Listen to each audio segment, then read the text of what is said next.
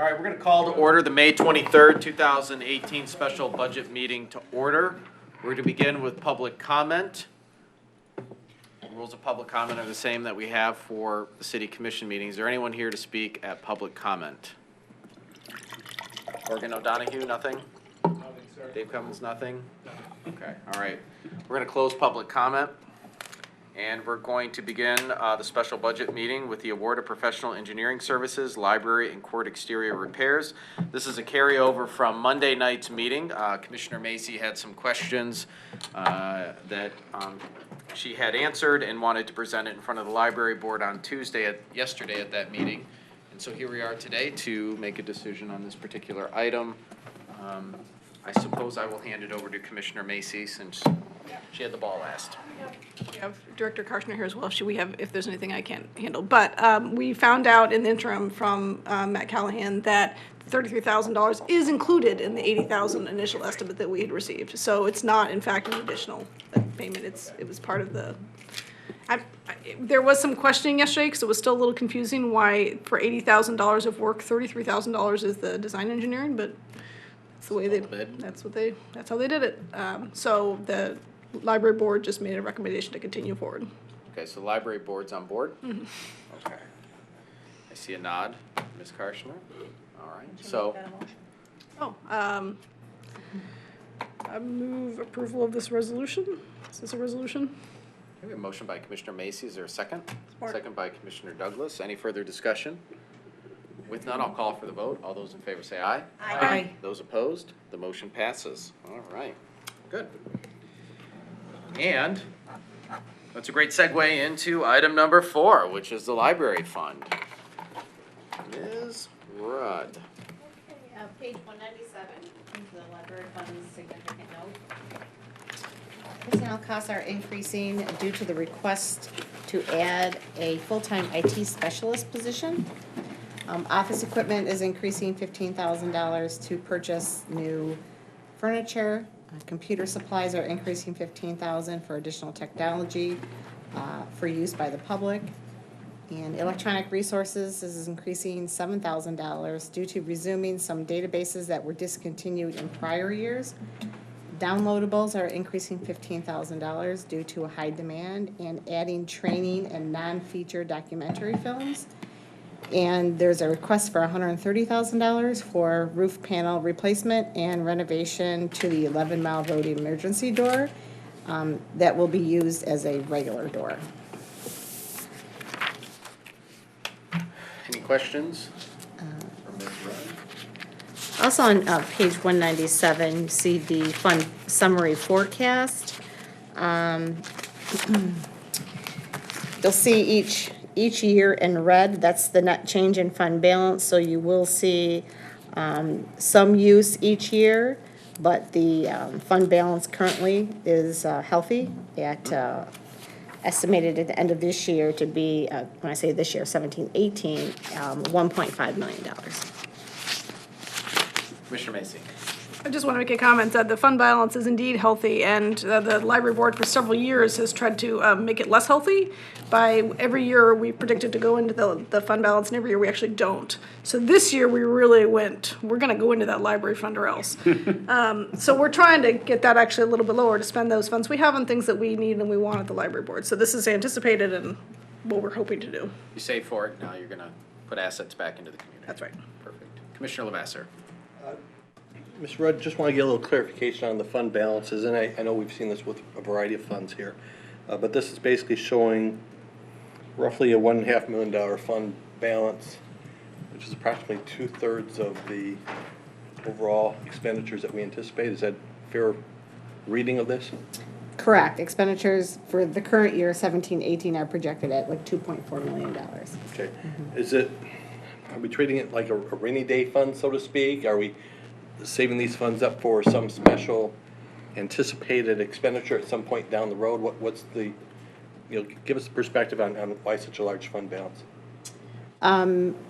Actually, it's the library board that typically approves the budget for that.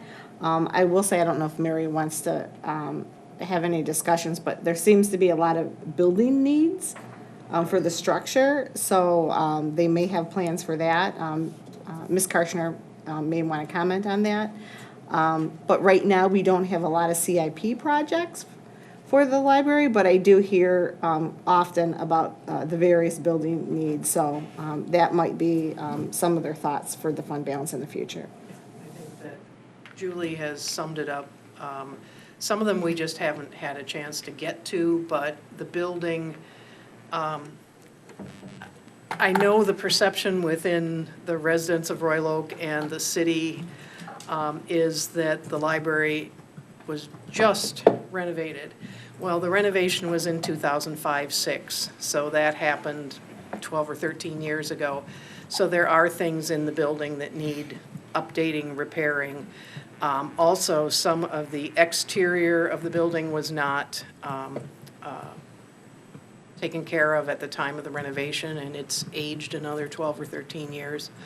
So, I think we did anything on the exterior, did we? no, very little, very little. So, so that's where I think that a significant portion of the fund balance is going to go.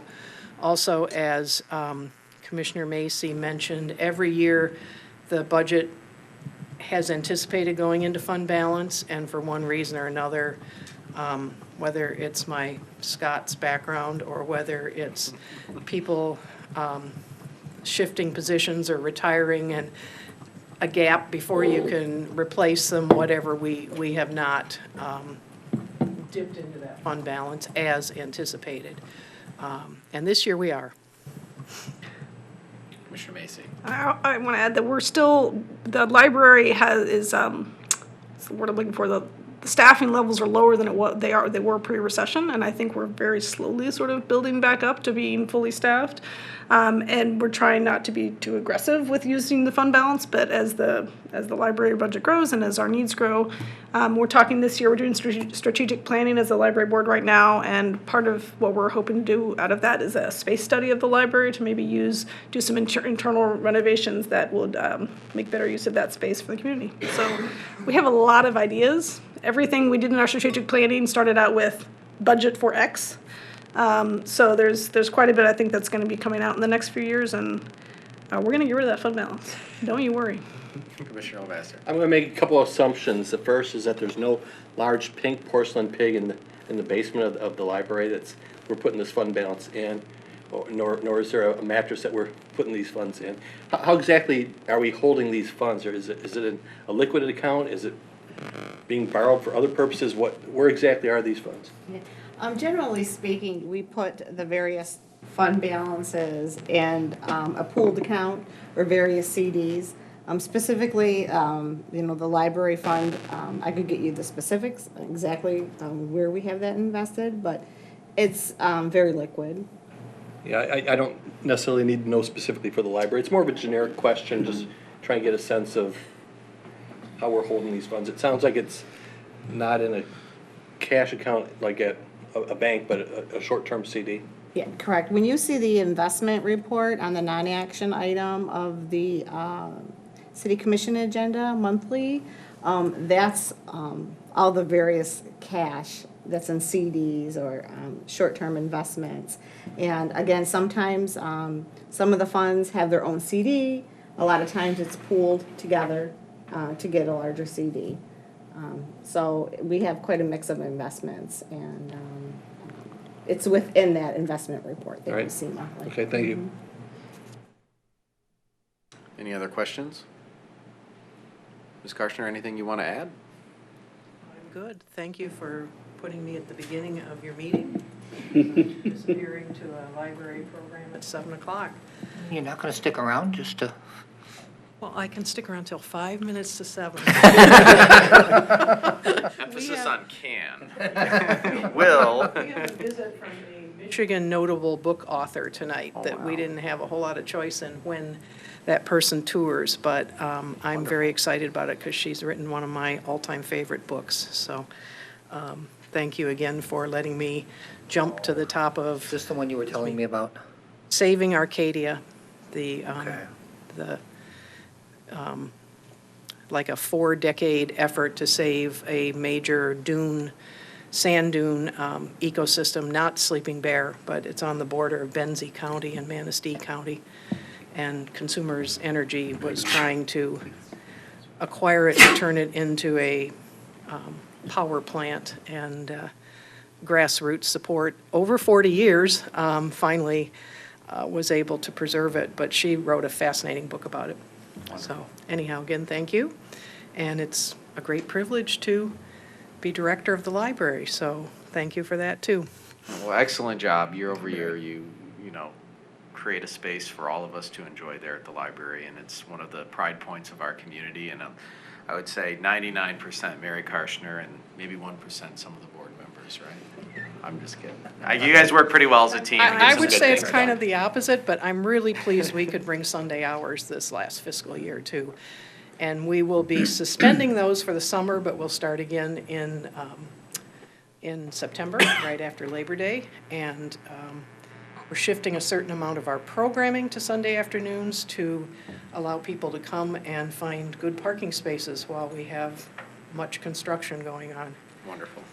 We're thinking about having all of the children's story time themes construction, and then they can, you know, take little field trips right outside. That's a good idea. Yeah, I think it's excellent.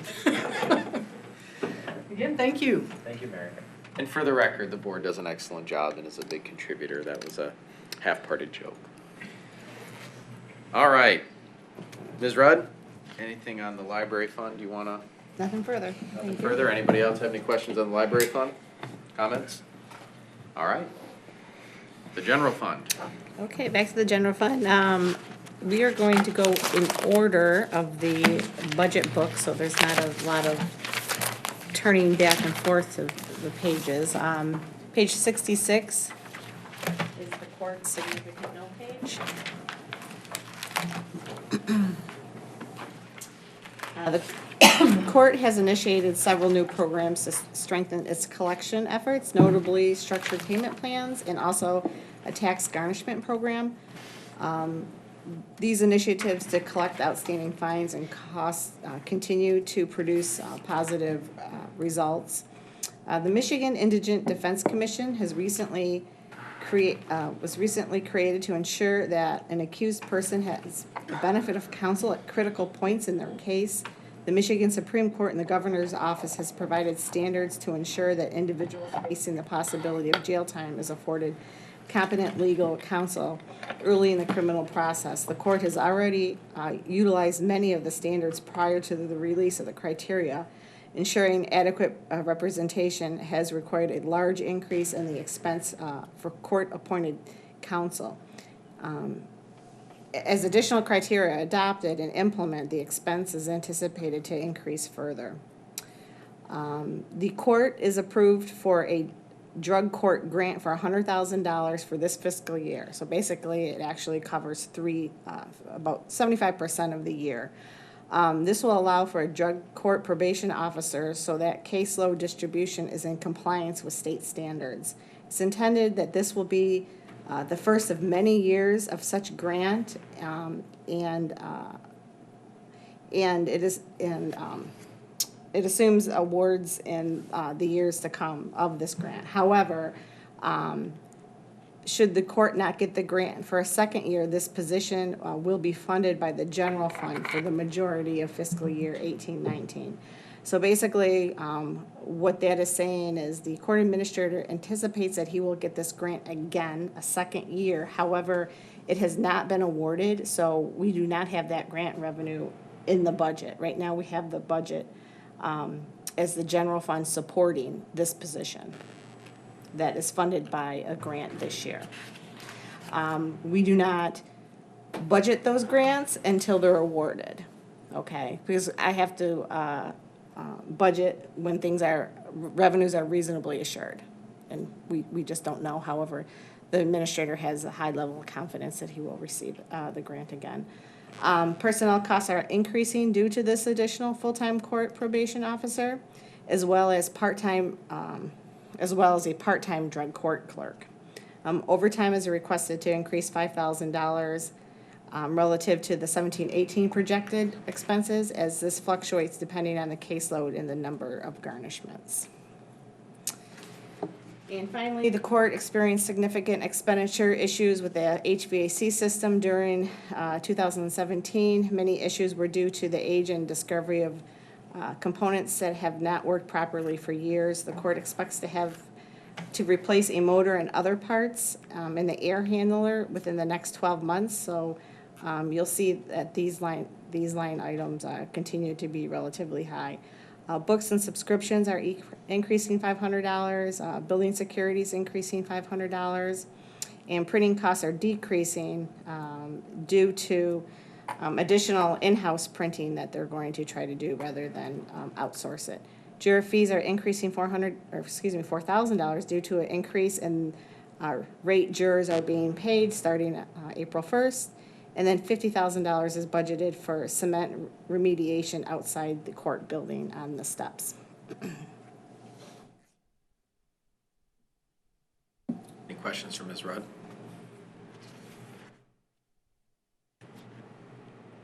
Okay. Okay, no questions on that. Okay, page 72 is the city manager's office.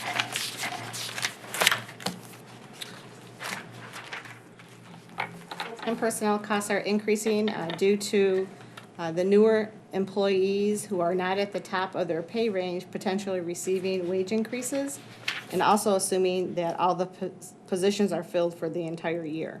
Part-time wages are increasing $4,500 as both fellow positions will be filled for the entire year. $6,000 is requested for grant tracking software. This is a cost that has been covered by SumCog for the past year.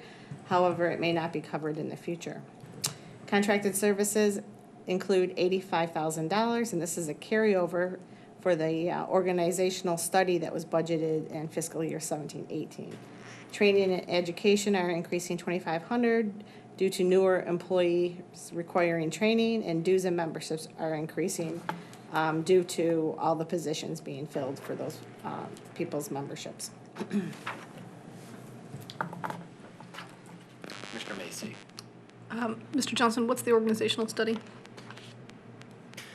The organizational study is something that the commission asked for and put in their goals to bring somebody in to review the entire organization and make recommendations about how we should be operating the city, the functions of each of the departments, and how we're performing those functions within each department. Okay, so it's like a consultant for the city, basically. Yes. Thank you. Questions? Part of that customer engagement study, and I can't recall, I'm sorry, not customer engagement study, but the organizational study. Is there any fund reserved there for looking at our service standards or how we compare with other, let's say, cities as it relates to the services we're offering? I think with police and fire, we got pretty good data. We have FBI statistics, we have things of that nature, but let's say for the other areas that specifically where we interact with residents, so our water department, our building department, our engineering department, is there anything in there? Treasurer, yeah, assessor, you know, how we're doing as far as our customer. I mean, we talked about the Disney Way training, we talked about these things, but are we? The survey that we do every 2 years is actually a standardized survey that compares us against not just other cities, but to the private sector as well. That's really the tool that we use to compare our customer relations, customer service levels.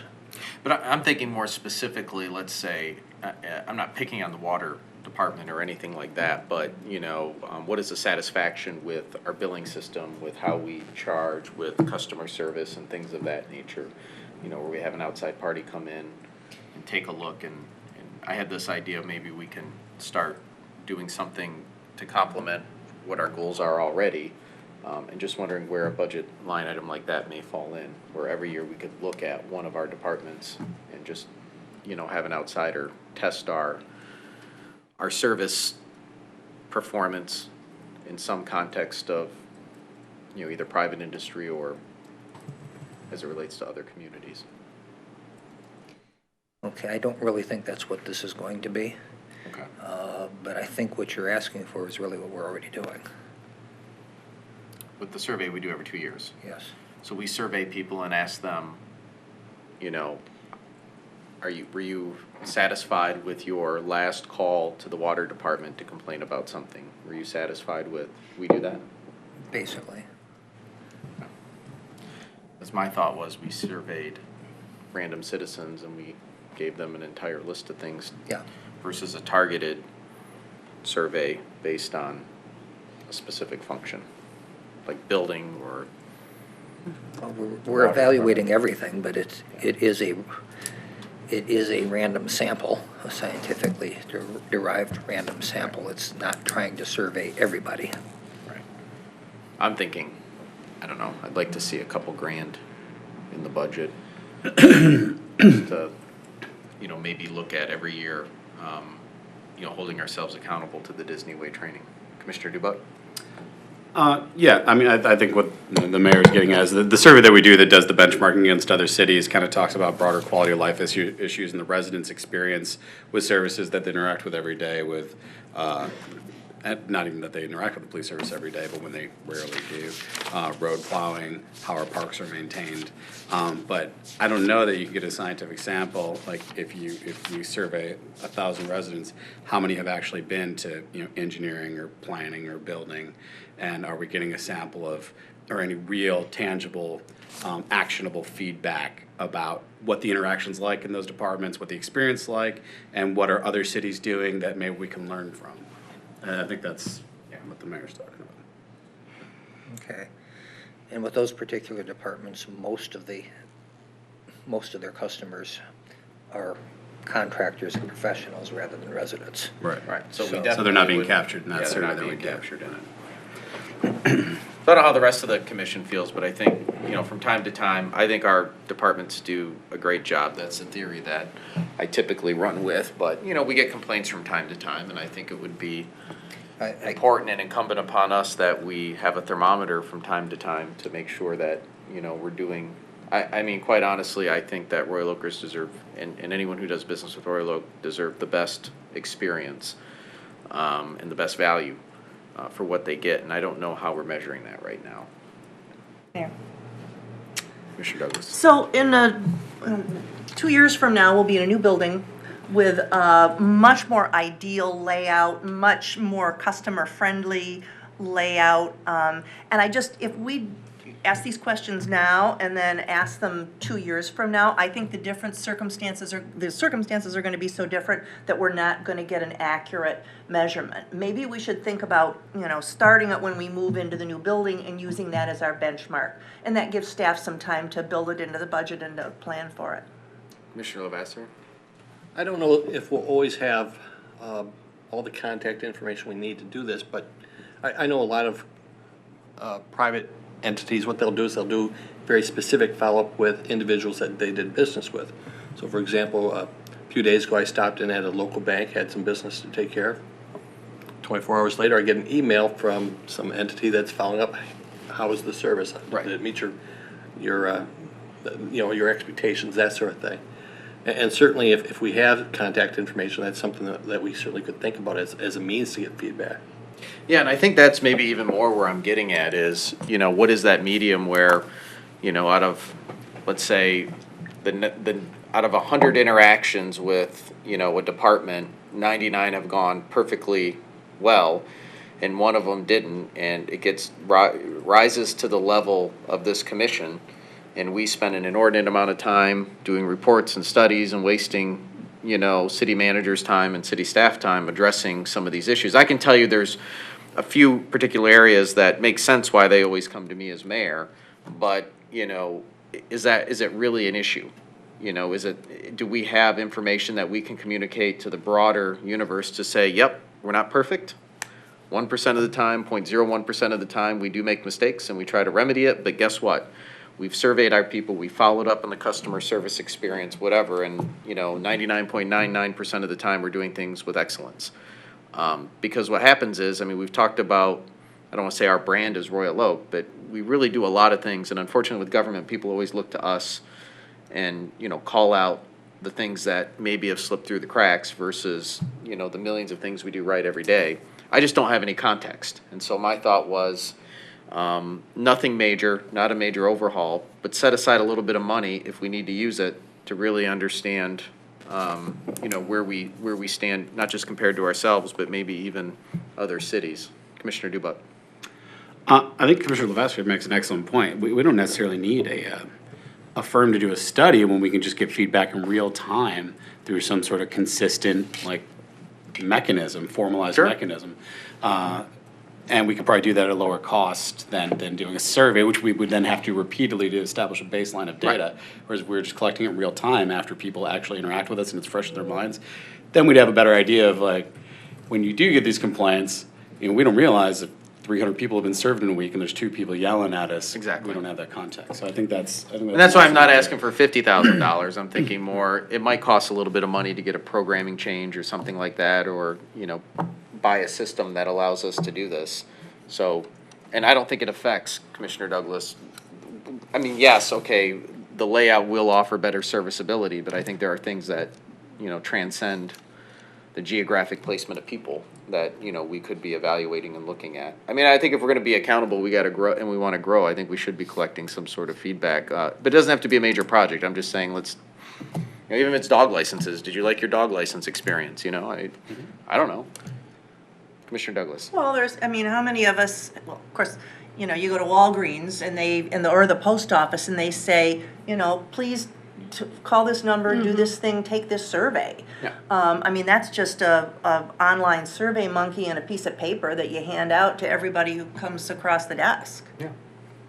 That might take, you know, I mean, I just wanna put a little bit, in case it costs a little bit of money to do it right, I just wanna put a little bit in there if nobody is against it. I mean, if we don't spend it, great, but, you know, just to remind us, ourselves that if there's a little bit of extra overtime or, you know, somebody to make it work. I would suggest, since we don't really know exactly what form this would take or how much is really the right amount to budget for this, that you just wait and do it as a budget adjustment after we've done some research and presented an actual plan. We can do that too. Do you think there's enough room in the budget to allow for that sort of flexibility in the future, Mr. Johnson? Well, if you were to make a change to the budget now, where it would be coming from is fund balance, and if I do it later, where it would be coming from is fund balance. So it's. Commissioner Dubak. Sure, just one, I think that's fine. I'm just wondering is this conversation sufficient direction to ensure that happens? Or do you need that in form of a motion to request that staff actually bring us back a proposal for sometime this year? It seems to be universal that most of you are interested in something along this line, so we'll do it. Okay. I'm satisfied with that. Great. Okay, great. Good idea, Commissioner Lavasser.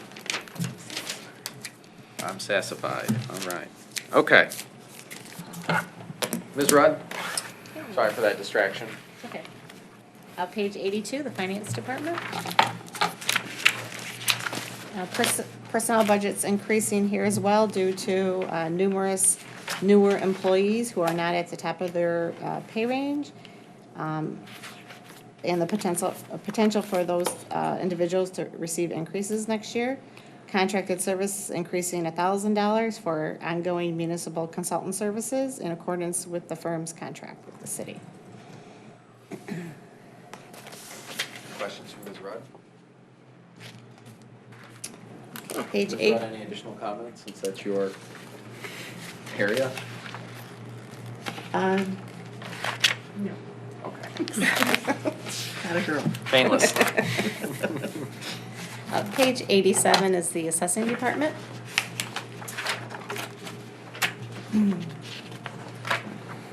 Personnel budget increasing here as well due to numerous newer employees who are not at the top of their range, as well as the part-time appraiser position that was filled during fiscal year 17-18 that will be filled for the entire year next year. Overtime's increasing $2,000 as a contingency for the Board of Review. Contracted services are increasing approximately $8,200 relative to the 17-18 original budget due to increase in cost for the personal property tax contractor. and a potential increase for appraiser costs for the Michigan Tax Tribunal. And then motor pool charges are increasing due to the catch-up plan that we discussed at the last budget meeting. Questions about assessing? Commissioner Lavasser? I'm looking at the graph, and there's references to Board of Review adjustments, tax tribunal adjustments. Are these changes in taxable value, or is that something else? What, correct, I'm sorry, are you looking at performance measures? Yeah, performance indicators, outcome measures. Tax tribunal, the $1 million number? Yeah, 3.173 million for fiscal year 15 to 16. Yeah, that's if it goes to MTT. That's just a guess. And then the Board of Review adjustments are a little higher. That's the 3.5 million. Okay. That's usually the March. All right, so is this adjustments in taxable value, or is this isn't budgetary changes? It's Correct, taxable value. thank you. Yep, not dollars, revenue dollars, no. Thank you. Taxable value. Commissioner Douglas? I recall when we were receiving information from our staff managers in preparation for our strategic planning, I saw a cry for help from the assessor's office in terms of their ability, staffing ability to, they're behind on assessments, they're not doing as much as they need to do. I see we now have a part-time position that was filled last year and will be filled for the coming year. But do we feel like our assessor's office is collecting the information that we need to run in a fiscally sensible way? And would more staff there bring in more revenue? The request for staff was to really to get their records cleaned up, getting photographs updated, things like that. And they are on their way. My understanding, or the impression I get from the assessor is that he is happy with the staff level that he has right now. Okay. And they are well into the project of getting their records up to date, such as, like I said, the photographs and things like that. Okay. And getting more details into the files on the various properties. Good. All right, thanks. Any other questions on assessing? Okay. City Attorney's Department, page 93. Personnel costs are increasing here as well due to a newer employee that could potentially get a step increase because they are not all the way through their pay scale yet. Part-time wages are increasing due to increase in hours budgeted and a potential wage increase for part-timer. Overtime is decreasing $2,000 as comp time is going to be used instead. Contracted legal services are increasing $5,000 due to several complex development projects and related litigation. There's other various accounts such as supplies, filing fees, and miscellaneous expenditures that will also increase slightly due to continued litigation. And then there's some smaller accounts, training and travel, that are increasing slightly as well. Any questions for Ms. Rudd or Mr. Gillum?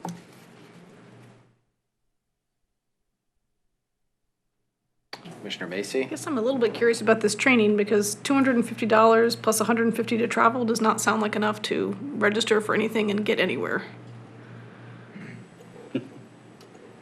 Coach, not first class.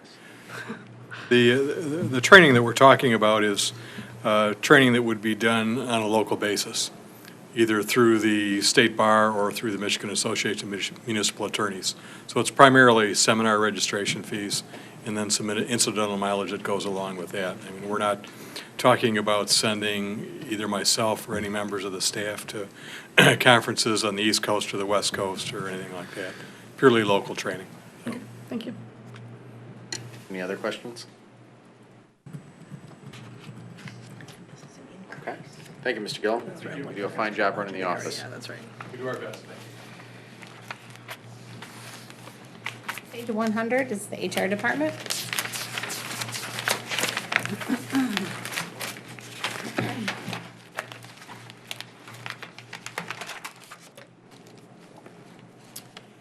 Personnel costs are increasing due to filling a full-time vacant position that was approved in fiscal 17-18, as well as the potential for employees who are newer to get a pay raise that aren't through their pay range yet.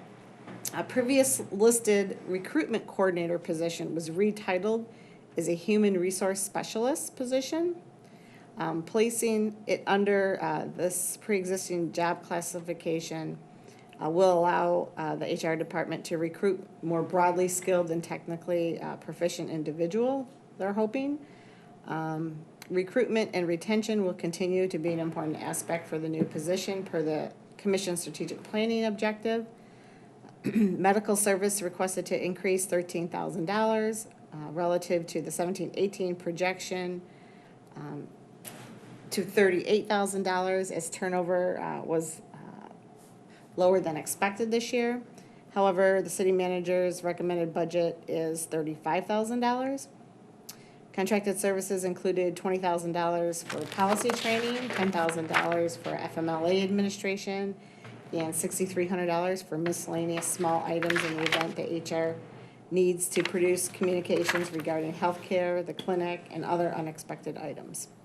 Civil service examinations will increase $10,000 due to a new fire promotion system that will have higher upfront costs, and overall turnover in the civil service positions is expected to increase as well.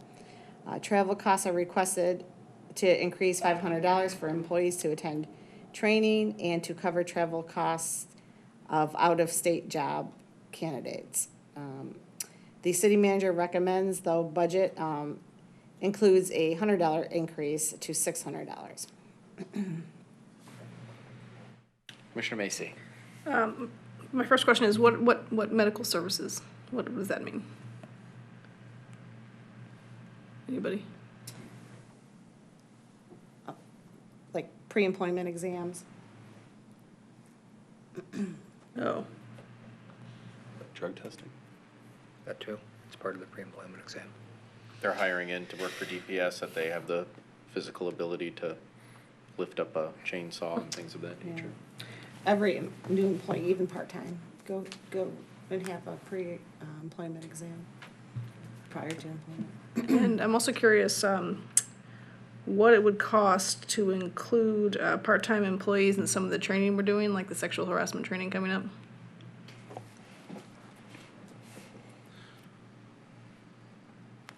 I sent an email to that effect to Dennis, so maybe we'll find out more, but Find out more. I'd be interested in seeing that in this budget.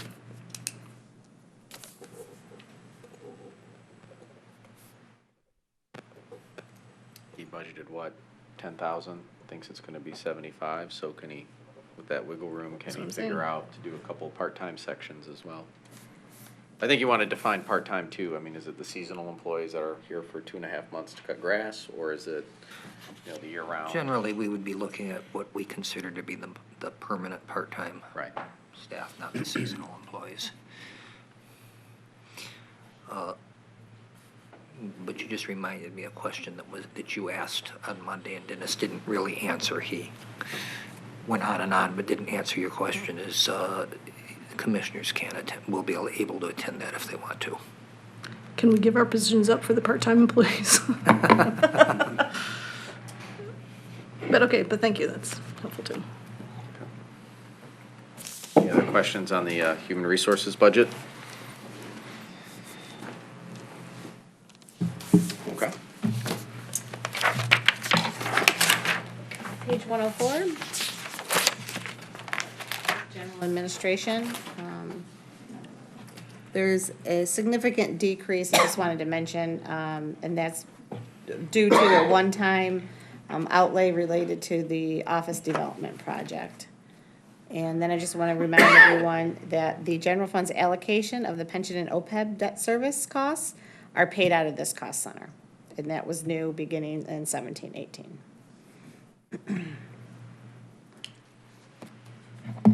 Questions?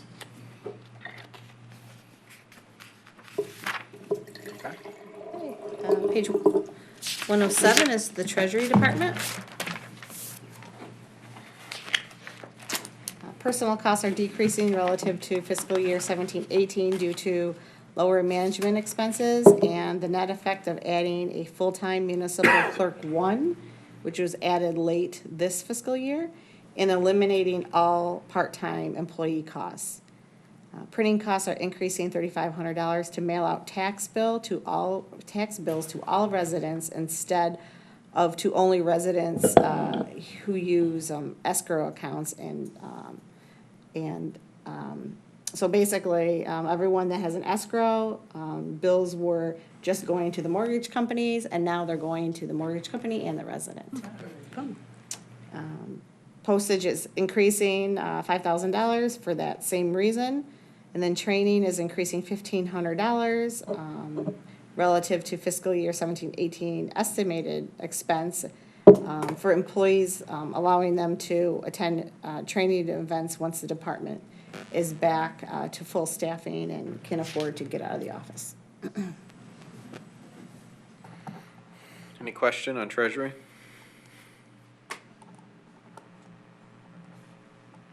Okay. Okay. Page 117 is ordinance enforcement under the Community Development Department. Personnel costs are increasing here as well due to numerous newer employees who are not at the top of their range yet. Training and education is increasing $500 due to those newer employees requiring training. And then also motor pool is increasing mostly due to the catch-up plan.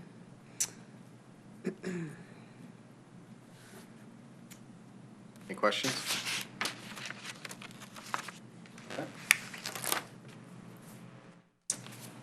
Go, hold on, Commissioner Macy. Didn't they also have a request for more staffing in their report before strategic planning, or is that not true? Anyone? Not in ordinance enforcement. Okay. Actually, I did have a thought. I don't know, well, and maybe this will be an adjustment because we don't know, but we had a discussion about Airbnb properties that you guys are looking into. I don't know if you have any preliminary knowledge, not necessarily to share, but to instinctively tell you if this is going to be enough when we talk about rental licenses and enforcement and things like that, or... I don't see any reason why that's going to impact us. Okay. I don't know either way. I figured I'd bring it up since that's sort of a change I'm starting to see, and if there's anything tied to it. Trust your judgment on it for now. Okay. Page 123. The Planning Cost Center. Within the Community Development Department, personnel costs are increasing due to a request to add a full-time planner 3 and eliminating the vacant Community Development Liaison Planner 2 position that was created in fiscal year 16-17, which has never been filled. Contracted worker services includes $200,000 for a master plan update. This is $50,000 increase to the original budget in 17-18 due to zoning ordinance rewrites being added to the scope of work. So basically, very little of that master plan update will be expended this fiscal year. And so the $150 will be carried over, and an additional $50,000 is requested to be added to the original $150,000. Commissioner Macy. I'm going to scoot away from Commissioner Douglas as I ask this, but I don't remember approving a master plan update happening in the next fiscal year during our strategic planning session. Thought the next step was to have a discussion about whether or not that was going to happen. And that you scheduled on Monday. So why am I budgeting $200,000 for something that we haven't yet said we're going to do? Well, it's actually budgeted. It's already been budgeted, and the anticipation is that we want to have the money available if we're going to do it. Commissioner Lavasser. Just so I understand, what we're doing here is we're talking about allocating funds, making them available, but we're not making a decision to spend it at this time. That is correct. That is definitely correct. Everything that we're doing here is just about planning. Right. Every item in here ultimately comes back for a specific approval before we do it. I think it's important to take a conservative approach when we're doing our planning. If we know there's a 50% chance that we could be spending 200 grand, we should put it in there, knowing that there's probably a 50% chance that this building's gonna leak again, and, you know, so things, in the end, when you're a little conservative on these things, they tend to. There's a 100% chance this There's a building's gonna 100% leak. chance this building's gonna leak again. The question is how badly is it gonna leak? And where is it gonna leak, and what is it gonna damage? And how much will it cost to fix? We've got sections of this building where we've given up on that. We've actually got panels that are designed to catch the leak and direct the water into a tube that you can take over to a bucket. Live and lean.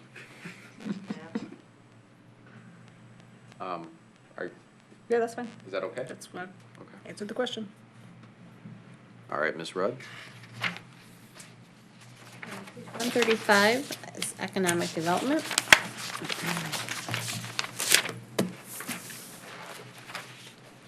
Personnel costs are increasing here due to assumed wage step increase.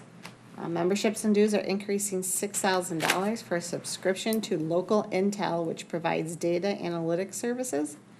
Travel costs are increasing $4,000 relative to the fiscal year 17-18 projected expense to allow the economic development coordinator to attend national conferences with business attraction, development, and investment opportunities, in addition to any MEDC or Oakland County business attraction events that target new investment in our state and county.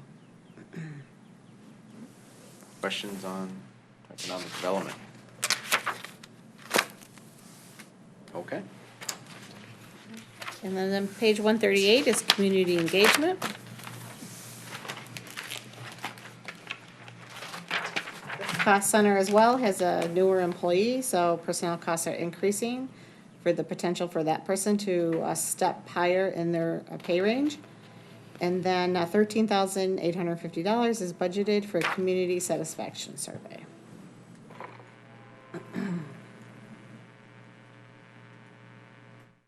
Questions? Okay. Page 141 is cable. Operating supplies will increase $6,000 to purchase a new network attached storage for video files, and then motor pool charges are increasing for the catch-up plan. And then $50,000 is requested for the repairs to the undercarriage of the cable truck. And it's anticipated that PEG funds that are reserved within the general fund will be used to fund the $50,000 improvement. Commissioner Macy? PEG funds. Public education and government I think so. funds comes from it's Cable basically a tax on providers. cable. Okay.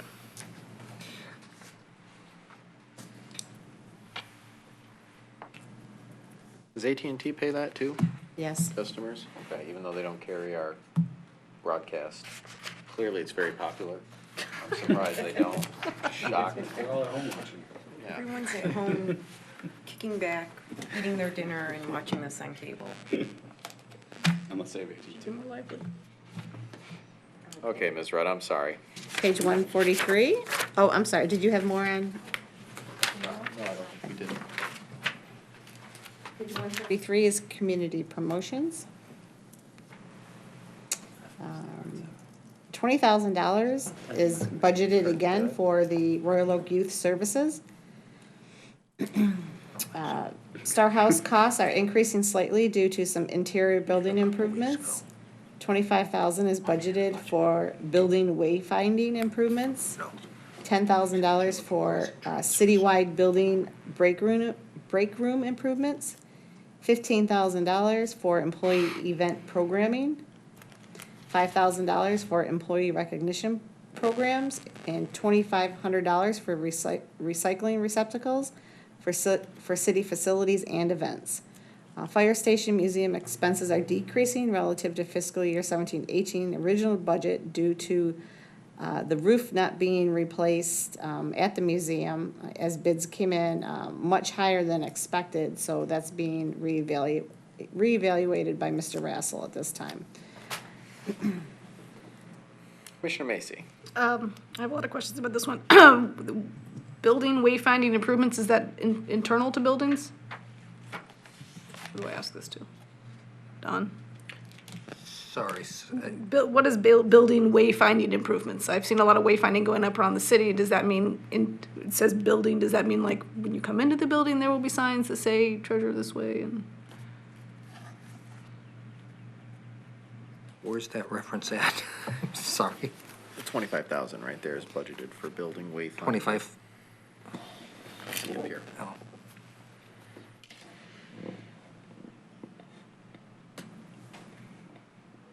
Is that relating to Star? Or is that, I'm not sure offhand.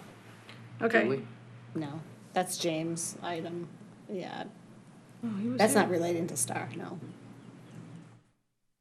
That must be referring to, it's probably not referring to what's inside a building, but what's directions to buildings. Okay, because it seems like seems mostly done. And then, so the city building break room improvements, I'm all about break room improvements, but are we doing that in the building that we're tearing down? Those are citywide buildings, so no, not necessarily Okay. the city hall. Thank you. And then what is employee event programming? I assume that's the recognition, Christmas party. Yeah, we do Separate. Christmas party, the picnic. We do. Okay, because I saw the recognition programs were separate, so I thought, I think too, for maybe even some of the wayfinding, I know we've done some stuff around the downtown area and we've focused on these buildings. But I think also for the senior center, for DPS, things like that, there's Okay. probably a little bit in there as well. I imagine to continue that focus, not just in and around the downtown area. That would be my guess, but Yeah, that Mr. makes Krisen sense. can. If not, there is a little bit of a need for that. and then these recycling receptacles, are they the same ones you had talked about last time, or are these Well, I different? thought that was coming out of refuse for the parks. So I think this might be different. It says for city facilities I and mean, events. certainly for, you have an event, like like we do the summer concert series and things of that nature, having recycling, the boxes that recycle out, I can see that. But my understanding was that we would use the refuse funds for the recycling and trash containers in the parks. Am I wrong? No, that's correct. Commissioner Dubak? This is not for having recycle, because right now what we're using for like paper recycling in City Hall is just one of our old green curbside bins. I was assuming that this meant we'd have official recycling receptacles inside public buildings. Ah, Yeah, we may go to something a little higher end ultimately in the new the new building, but building. in this building, we're just using the same stuff that you have at home, to use it, that you wheel out to the street.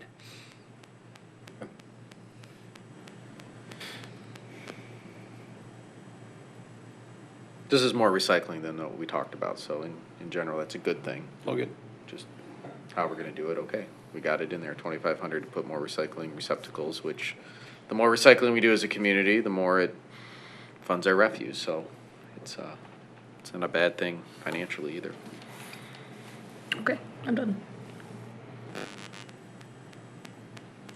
Okay, Ms. Rudd? Page 144 is the Woodward Dream Cruise Cost Center. And not much significant here, other than the overtime is increasing $6,000. It's more of a contingency in the event that's needed, as different things come up from time to time. And again, it's just as a contingency, not necessarily expected. Questions? Okay. Okay, well, that covers everything in the general fund. And if we're ready, we can move on to special revenue funds, which is the Next tab. Actually, I think we've got one issue on transfers that Kyle's gonna wanna talk about. Oh, okay. We do transfer. We did transfers Monday, but we need to go back to that, Yes. or I last missed it. Tuesday, excuse me. Sure. So, 4 or 5 years ago now, we established the WROK Commission for the Arts. And that committee has been incredibly. We're done with you. We cut the budget 50% if that's okay, Gary. Should we reopen that?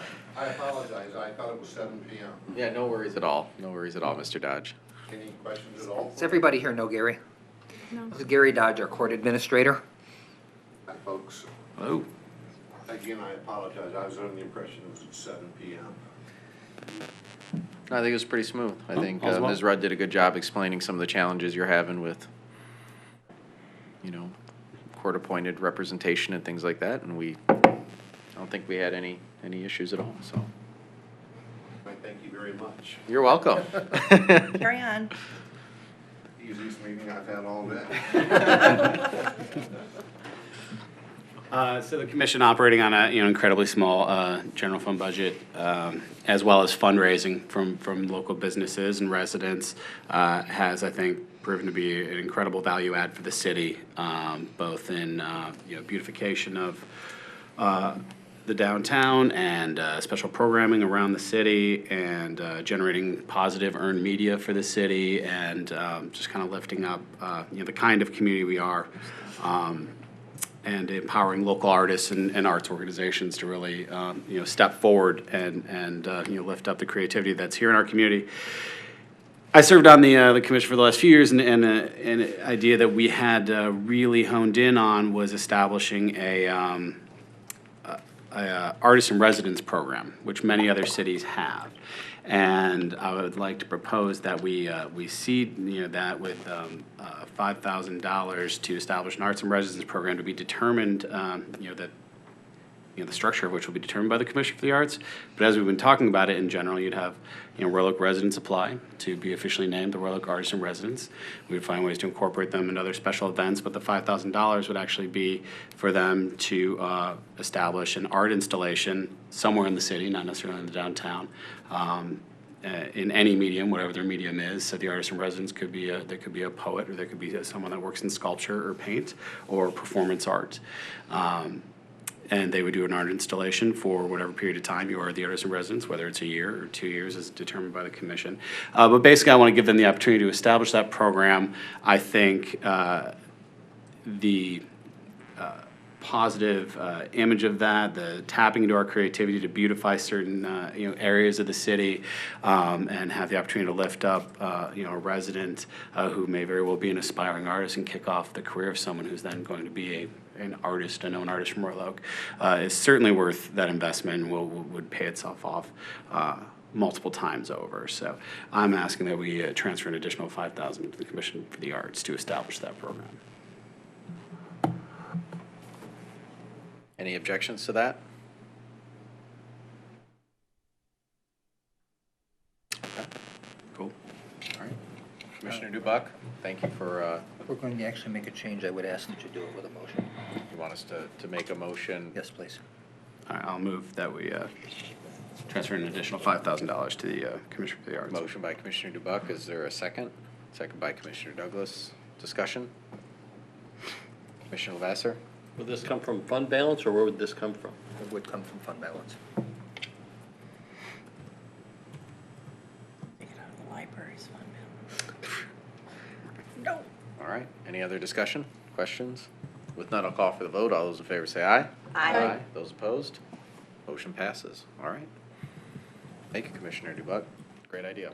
I applaud the Arts Commission for, I know a while ago we had some discussion about it, more specifically about a particular genre of art, if that's even the appropriate way to talk about it, but this seems like a very good idea to be broader and encompass many more different works of art. So this is a good step forward.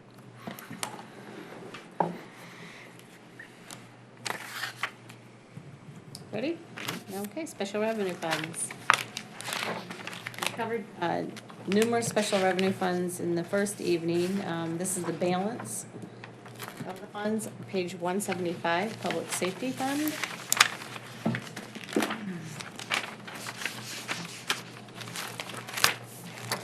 The public safety millage is budgeted to generate approximately $9.6 million based upon a millage rate of 3.8374. This is the maximum authorized levy for next year. Fiscal year 18-19 will be the second year of the 5-year renewal. The forecast assumes, again, the max levy.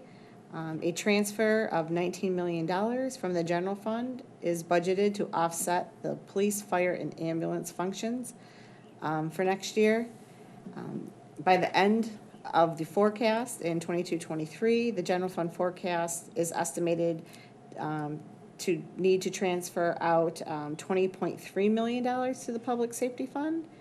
The transfer from the DDA to this fund is also budgeted at $540,000, and that's for policing of the downtown. This slide here shows you the summary forecast, and you see each year utilizing, there is a bit of fund balance that's established there currently, using some of that each year throughout the forecasted years.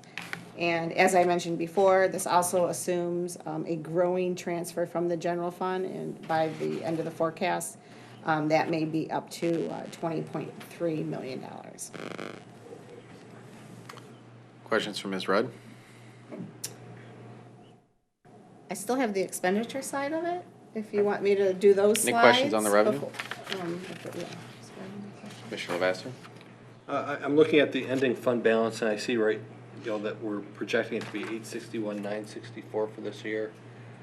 But as we move down to in the next 5-6 years or so, we're actually getting into a negative balance. Are you able to give us some perspective on why we're going in that direction? Well, we're increasing the transfer from the general fund. It's just that the expenditures are exceeding the revenue projections. The expenditures are growing faster than the revenue projections. So. Right. So the difference would be made up through general fund. Correct. It's always the sweep.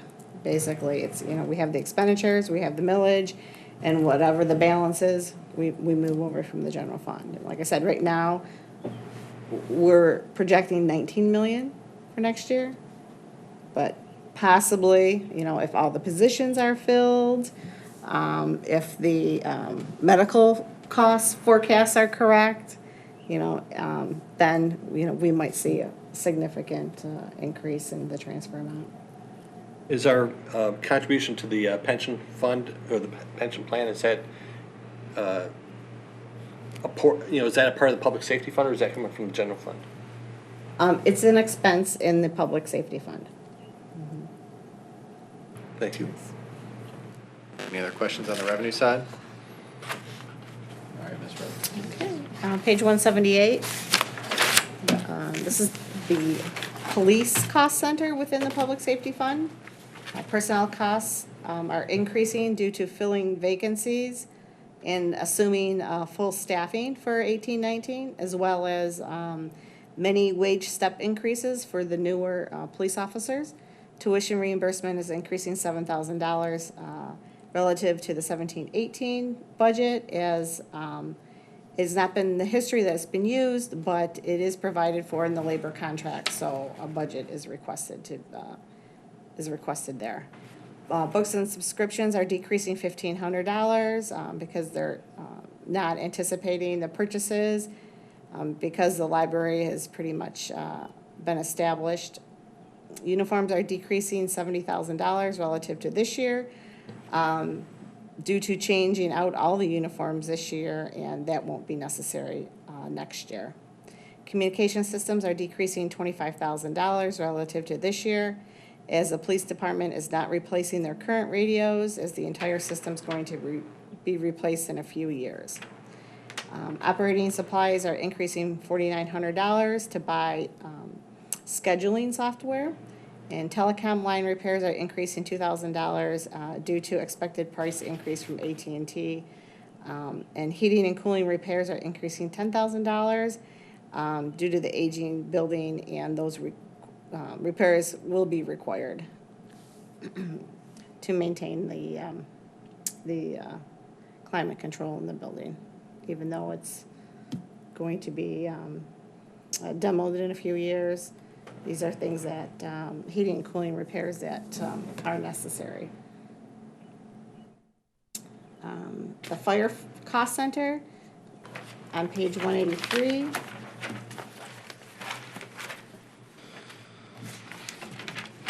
Personnel budget is increasing due to the newer employees going through their wage steps. Office equipment is increasing by $3,300 for improvements to 5 staff members' offices. Equipment repair supplies are increasing $1,000 as they've got some aging equipment that needs repair. Communication system parts are increasing $6,000 for items that were formerly budgeted in the ambulance cost center that are now going to be budgeted in the fire department cost center. Fire supplies are increasing $1,500 based on anticipated price increases. Contracted services, heating and cooling, plumbing repairs, equipment repairs are all increasing due to aging equipment. Building repairs are increasing $8,000 to replace one large overhead door. Training's increasing $2,250 relative to this year's projected expense, as newer firefighters will require additional training. And then hazmat costs are increasing $3,000 to cover physicals for the hazmat team. There's capital equipment requested, turnout gear for $80,000, EKG monitor replacement for $70,000, and radio replacement for $35,000. Questions for Ms. Rudd?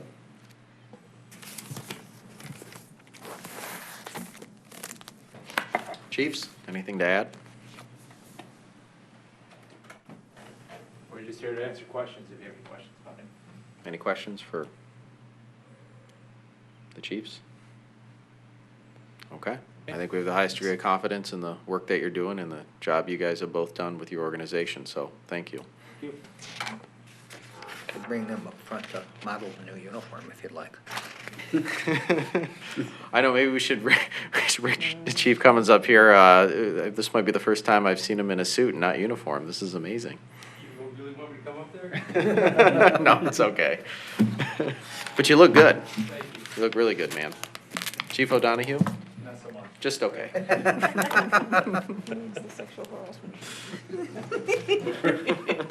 going to a training. All right. Okay. Sorry, it's a budget meeting. You gotta liven it up a bit. Have some fun, even if it's at the expense of 2 excellent servants to our community. Okay. Page 189 is the publicity fund.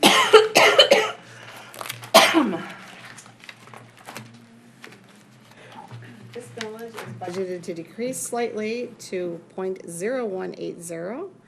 Based on the allowable levy, we're only allowed to collect $50,000, or not to exceed $50,000. So this basically is the Insight magazine fund. So. Pays part of the cost of Insight.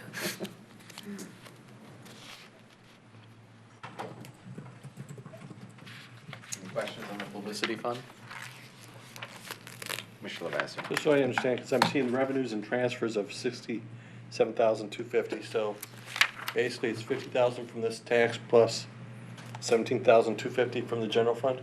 No, various transfers, with the ice arena, farmer's market, the departments that tend to use the Insight magazine more. So there's a state construction, there's a water fund, there's about 5 different funds that transfer in the balance of that. Okay, I so- don't believe there's one from the general fund. Okay, so 17,250 from various funds other than this fund. Correct.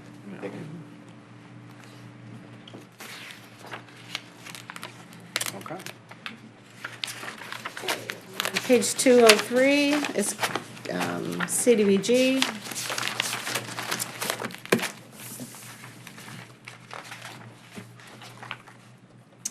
Contracted services are increasing $5,000 due to increased lead base paint testing. Housing rehab loans are decreasing approximately $28,000 due to significant amount of housing projects that were carried over from 2 years ago that basically increased the 17-18 budget. So we're kind of back on track for 18-19. The fiscal year 18-19 department requests for housing rehab loans is increasing $40,000 as a city is expected to receive additional funds for the housing program. There will no longer be a $10,000 contribution to Haven as they did not apply for funding. The tree planting program is requested to increase $50,000 due to bids in 17-18 coming in well below budget, and I guess that's not anticipated next year. There's 3 large projects budgeted here, Cody Park, Barton Park, and Grant Park, recreation equipment, each for $200,000. Commissioner Buck. So just to clarify on top of the, was it $200,000 we did the last 2 cycles in tree planting? I'm not sure. Sounds right. I would have to look that up. But this is an additional 50,000 on top of whatever we had done last year because there was some increase. carry forward. Of So $50,000 additional in new trees being Correct. planted. Awesome. Commissioner Lavasser. Okay, so that's a 25% increase. I assume that we're not gonna see 25% more trees because of basic inflation. Do we have a sense of what the inflation rate is in this area? I'm not sure what the department head was considering and why not anticipating the bids coming in so as well as before, but I can certainly ask. I imagine with the demand for residential construction and all of these things, tree prices have gone up a little bit. You know what I mean? Just for the sheer demand. You can't like produce them overnight. So there is a market for them, but Yeah, I guess my real question is how many additional trees are we expecting we'll be able to plant with this 50,000? I suspect it's something less than 25% more, but I don't know what that number is. I can ask.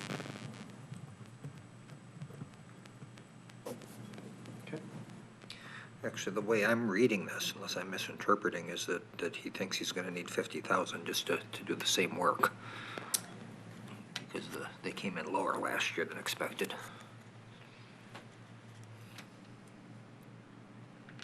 it's gonna need 50,000. Oh, you mean, the planting objectives came in lower, we didn't plant as many as we needed to, or that No, the funding came in lower? That they didn't cost as much as was expected last year, so he's gonna expect to spend 50,000 more just to do the same. I see. Amount of work. Okay. Got it. Okay, we're budgeting, so we thought it would cost X last year, and it ended up costing X minus 50,000. But that's another way CDBG works. CDBG, they Yeah. just award a dollar amount and do what they can with it. They don't say this many trees and then charge for it. Right. So CDBG, They give you the funding to plant as many trees as they you said can. $100,000 in trees, and we did $100,000 in trees. Well, the way I'm reading this is that it came in under budget. He wants to carry that forward into this year and do Yeah. more trees with it. We will research that and get back to you. Okay. Either way. More plenty trees. Hooray. More trees. Commissioner Perush, This year it was 300 trees, 300 trees? this year. Yes. That's all I know. More than anybody I'm else. really limited tonight, but I know the 300 trees is right. And that's just through this plan. That's not including our curbside plan, or our easement planting plan that's done through DPS. Right. And I can tell you firsthand in my neighborhood, it's been very refreshing. We had an unfortunate a couple rotted out trees, and, they were removed recently, and we see new ones in them already planted this spring. Last fall they were removed, this spring we got them in, and, everybody in the neighborhood is really happy about the, because I'm not sure they would have gone in if we didn't have that program in place. I don't think people would have forked over the few $100 to do it, and now that. I hope everybody noticed that the Main Street trees got taken care of this spring, too. They did. Commissioner Lavasser. Just to get a little clarification, is that 300 trees for 200,000, or am I missing something there? I think it's 100. Leaves of gold. I don't know the comparison to the dollar amount. I honestly don't. As I said, I know 300 trees. It just seems like a lot of money for 300 trees, so I'm just wondering if there's something that I'm missing here. Well, it's not just the purchase of the tree, you have to, pay to get it in, and I think it depends. I mean, you get a seedling for free on Arbor Day, but if you want a tree that has, the 2 to 3 inch circumference, you're gonna pay, a significant amount of money for it. And then, of course, the cost to transport them, dig the hole, plant them, water them, monitor them, make sure they take is embedded in there. There is a significant percentage that is labor just to get them all planted. It's not just the product cost itself, which they get a pretty good deal because they're purchased wholesale through a bid process. But there is the planting cost. Commissioner Macy. And no disrespect to Commissioner Dubak, but he wasn't sure about that number, like that. 200. You weren't sure about the 200,000 number, right? Commissioner Dubak. I believe it was $100,000 a year, 175. 2 years in a row. Yeah. Okay. So it's 200 and 300 trees a year, which is only about $350 a tree planted in the ground, which actually is not that high. But $200,000 a year, or $200,000 over 2 years, $300,000 next year, or $350 with this 50, which is what I'm still a little confused about. That's a good investment in trees, I guess is my point. Yeah. Any other questions? Okay. Okay, page 209 is the State Construction Code Fund. Revenues are decreasing relative to 17-18 projected due to conservative budgeting as construction activity is unpredictable and permit revenue can vary greatly. Total expenditures are decreasing due to a one-time transfer of cash to the WROK project capital account for this function's square footage of the new City Hall building. Personnel costs are increasing due to the anticipation of filling vacancies. Office supplies, furniture, subscriptions, safety clothing, training, dues and memberships are all expected to increase due to adding those new employees. Contracted services are requested to remain at $85,000 as it is difficult to fill inspector vacancies and there may be a need to contract that work out. Yeah, let me speak to that a little bit. I haven't agreed to put this one forward yet, but Jason has been pushing me very hard on inspector salaries because he's having a very, very difficult time hiring anybody for the building department. So there's a good chance that we're going to be coming back in mid-year with a request to increase salaries in the building department. Is that just for inspection? Yeah, the inspectors. Wouldn't affect the clerical staff. And it wouldn't affect the executive staff.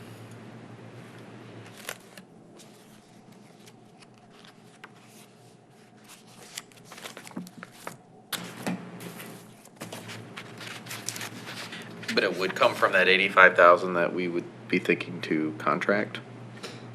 If we're having problems keeping them, then I imagine the 85,000 that's in there for contract is because of that inability to keep them. So is that a? Yeah, if we did that, we wouldn't probably, although right now we're in a very, very heavy construction period. And, doing part of it with contractors makes a great deal of sense because if you're doing it all with your own staff, when things slow down, you don't have anything for them to do, and you end up laying them off. Right, we don't want to do that. And we, and we're also receiving revenue for those permits at additional yeah. work as well. That's Oh, yes. theoretically covering, the cost of this. Not theoretically, it is It covering is. all of the cost of it. The building department is entirely self-supporting. Yep. Any other questions? Mr. Lavasser? I'll just do a little follow-up on the building department being self-sufficient. Is it basically a wash, a zero balance, or is there excess funds? Or what would be the situation there? There's a fund balance there. We try to set rates to keep it from growing too fast, to try to keep basically even. We did a reduction in permit fees. When was it, about a year ago? Yeah, a year or two ago. About a year ago, I think. The problem that we run into is it is so affected by the construction activity and the volume that when we get busy, we start generating more revenue. Then when it slows down, if we've cut the rates, then they're not enough. We smooth it out over a number of years. Yeah. And we do want to have, this is a fund that we do want to carry a pretty significant balance in to help smooth us through the slow periods. But by the same token, you don't want to let it get ridiculously high. Right. This is one, if you go back to the time of the recession, we actually hit a point during the recession where we made a general fund contribution to the building department, which it has since repaid. And we don't want to be back in that position again. I do have a question on just out of curiosity for the performance indicators. When I see construction value in the thousands, I see let's go for fiscal year 16-17, $129 million. That's the estimate of the projects, whether it's residential, commercial, or whatever, when somebody does an improvement to their place. Is that what we're looking at? If they put 10 grand building an addition, and there's some sort of permit tied to that, that's the activity that they're supporting. Is that how I understand it? Yes, simply so. Okay. I probably should note that what they call construction value is numbers that they're taking from a table, that they're assigning a construction value to each project. It may be more or it may be less than what you're actually paying your contractor to get the job done. Okay. Commissioner Lavasser. Of that 129 million, do we have a feel for how much of that's actual additions to our assessed and taxable value versus matters that would simply be enhancements that wouldn't be additions? A lot of it would represent additions because it is new construction, but it isn't a number that you can just translate and add this over to assessed value. The actual process that the assessor goes through is his assessments are really based on market value, not on construction cost.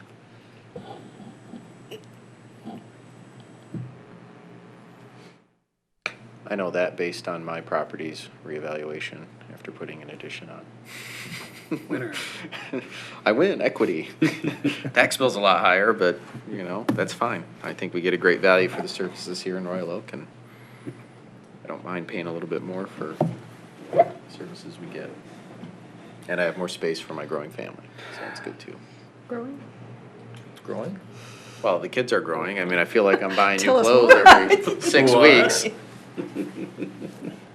You guys haven't noticed I put on a little bit of weight? Our entire family's growing. Maybe you were going to try to copy Corey. No, he's way out of my league. He's a pro. All right.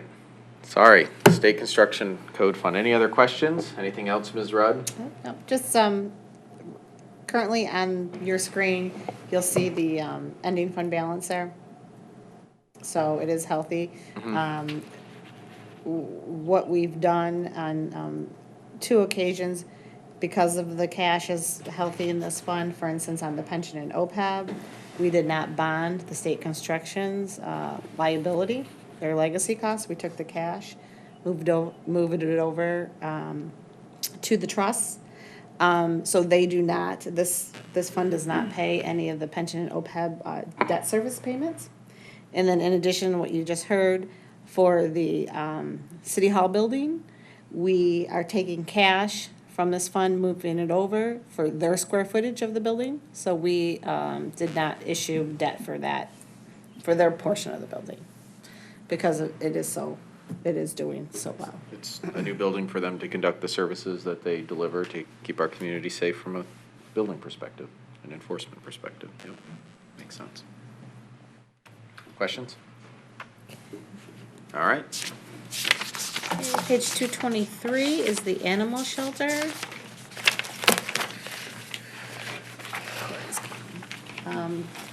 Dog pound fees and sales are increasing $3,000, as they were down in this fiscal year, but are expected to bounce back due to hopefully increased fundraising activity, as that's going to be made a priority next year. Donation revenue is decreasing $5,000 due to the police golf outing being a one-time contribution in 17-18 and not anticipated for next year. Personnel costs are increasing $20,000 to hire a manager to run the shelter. Animal medical services are increasing $5,000 due to increased utilization. Animal spay neutering costs are increasing $5,000 due to the spending being low in 17-18 due to lower demand than anticipated. And then miscellaneous operating supplies are increasing $1,000 relative to 17-18 projected, as the full budget wasn't needed last year. This is also on page 223, a projection of the fund. I just want to point out, this is not a healthy fund.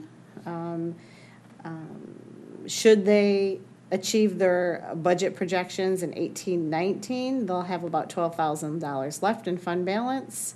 And then you can see ending fund balance in those future years are in the red. Commissioner Macy. So given that, and given the fact that it seems like most of these, there are indications in here that the actual use has been decreasing, I'm wondering why now is a time to hire a manager for $20,000 that will presumably be continuing to eat away at the fund balance over the next few years. Julie.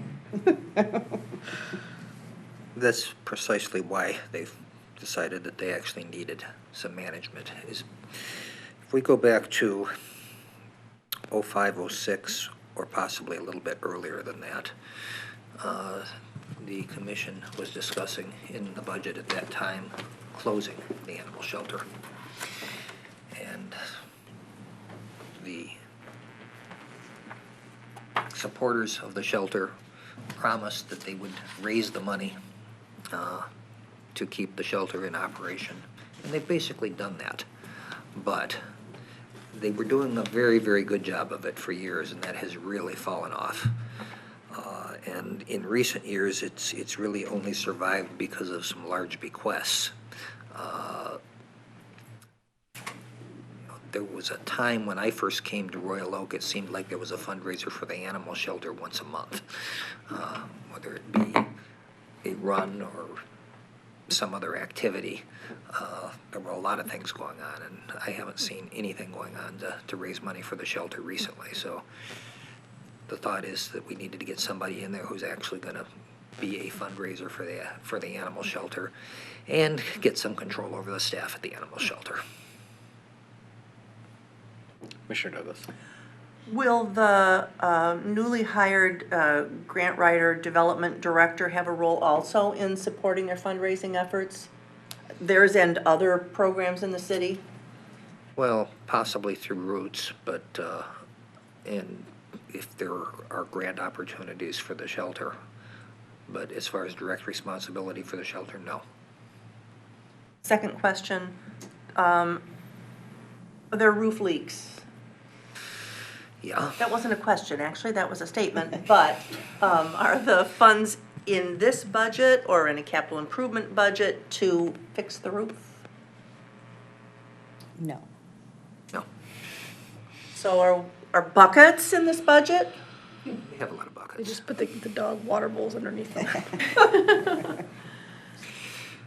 We have roof leak problems in a number of locations.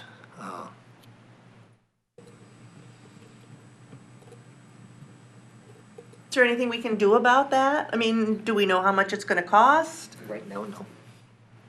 Well, wouldn't, I didn't realize we actually had a leak at the animal shelter until you just told me so. we do, because I got a phone call from a volunteer, you know, saying she's standing there in the middle of buckets and what are we gonna do about this? A reasonable question, I thought. Commissioner Dubak? I'm just curious, is fundraising one of the responsibilities of the new director? Yes. Okay, so we're gonna have a full-time staff dedicated not just to improving the quality of service, which He's will not hopefully. full-time. Can't be Or a full-time. staff are dedicated to improving quality of service, which should hopefully improve the business they're doing there, but then also full-time fundraising that would then hopefully have a capital fund, but to establish Hopefully. a fund where we can get these kinds of things done. But Commissioner Douglas is saying, but what about right now while the water's coming in? This is another example of why you need a chain of command over there. We got volunteers calling commissioners complaining about the roof leaking. They did nothing to send that up through, you know, I didn't know the roof was leaking. I Actually- bet you Corey didn't know the roof was leaking. Actually, sorry, Commissioner Douglas? she did. She called the police department and spoke with the appropriate, or said she spoke with the appropriate supervisor of that area. I don't know if it was the lieutenant or, but yes, she did. But we didn't get a request from a department to put money into the roof of the animal shelter. Well, it was a week ago.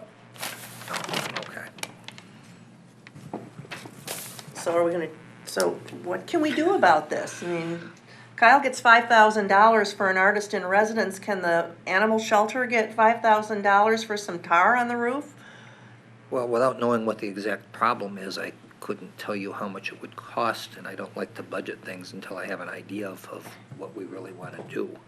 Can we investigate that and contemplate a budget adjustment? We can do that, and And we can always adjust the budget. Good, thank Does you. anyone have any issues with that? Commissioner Macy? I still have the same issue that I understand what you're saying. We're hiring a manager who's gonna fundraise so that then we won't have to worry about our money. But it seems like now we're investing $20,000 in someone we don't wanna have to lay off. And a roof's not cheap. And so I don't know, it just seems like maybe we need to think about this one a little bit more. Well, I'd argue if you know, put a roof on, but you have nobody managing what's going on under the roof. We've you had could nobody. have yourself, yeah, exactly. I mean, that's exactly why we're in the position we are right now. And I If we think, can't get a handle on the animal shelter, the staff recommendation would be to close it and use Oakland County. Commissioner Lavasser. I sit on the animal shelter committee, and just a couple updates in this respect. Number one, I do anticipate that this year's police golf outing, the funds will be contributed to the animal shelter. And that would have been a fairly new decision that perhaps wasn't brought to your attention because it was just very, very recently made. So just wanted to bring that to your attention. My other understanding, Jody Ellison was recently hired to serve in this part-time capacity. I know that she has experience running animal boarding businesses, and I certainly am hopeful that she will help get this pointed in the right direction. As Mr. Johnson indicated, the animal shelter's been living off of bequests, about $100,000 bequest a couple of years ago is my understanding, and just kind of living off that trust fund, so to speak, but that can only go so far. So very important that that the new manager, along with all other persons involved, figure out how to make this sustainable. It's not just managing revenues, it's also managing expenses as well. And, you know, making sure that the service that it offers is delivered with excellency as well.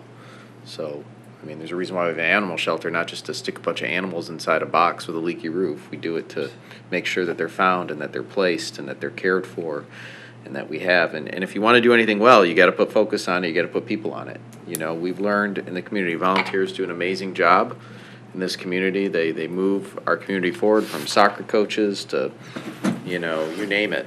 But, at some point in time, if you have a serious operation, you gotta have some dedicated, compensated support to manage it right. And I think, look, we'll know next year if this worked out or not. That's my opinion. I'm hopeful that once we get some numbers back on what the actual, roof situation is, could be just a piece of trim that needs to be replaced. You know what I mean? You don't know, a shingle, or it could be the whole thing needs to be scrapped. We don't know, but we're not gonna You've never had a let. roof repair, huh? Well, no, I've had people, I've had water, in my house, and it's been literally a piece of flashing on the side of the house that was $200 to repair, and then I've had issues that I thought were simple, and unfortunately, one of my kids isn't going to college. Charlie. Oh, no. This is the youngest one. Yeah, sorry, he's gotta go with the youngest, no. I didn't say Charlie, by the way, so Charlie, if you're listening, not that you are, I haven't made my decision yet. Depends on your behavior in the next week, who I decide.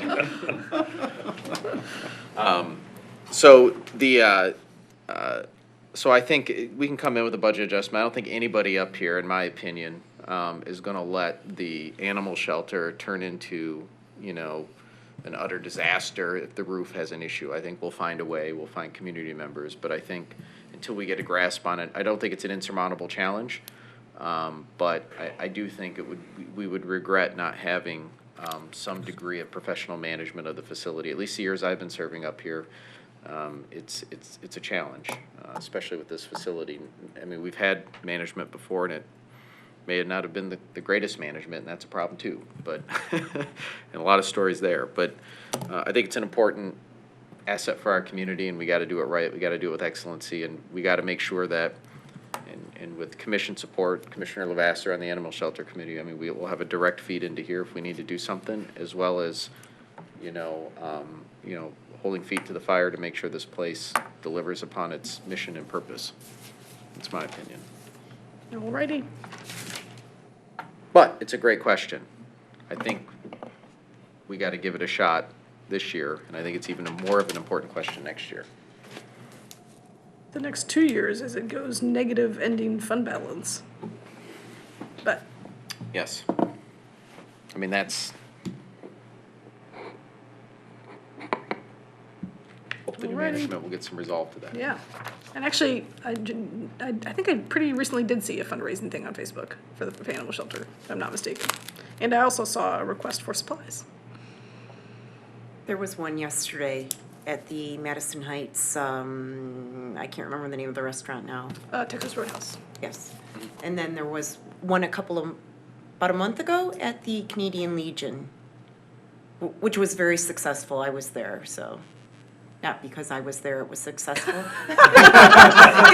There were. I have a new solution. Commissioner Gibbs goes to all the fundraisers. Done. New roof. Come on. 2 roofs. Put one in inventory. We're good. You have a job now. I guess I do. Another volunteer job. I guess you're right. All right. Anything more on the animal shelter? French fries and animal fat. All right. I think we're barking up the right tree on this one. Oh, Lord, I gave him too much time to think about it. Come on, I had to feed you a bone. Oh, stop. Make him stop. Someone put a leash on her. Oh, my God. There are 2 of them. You can't cage my dad jokes, all right? Did Abby write these for you? No, they'd be much better if she did not.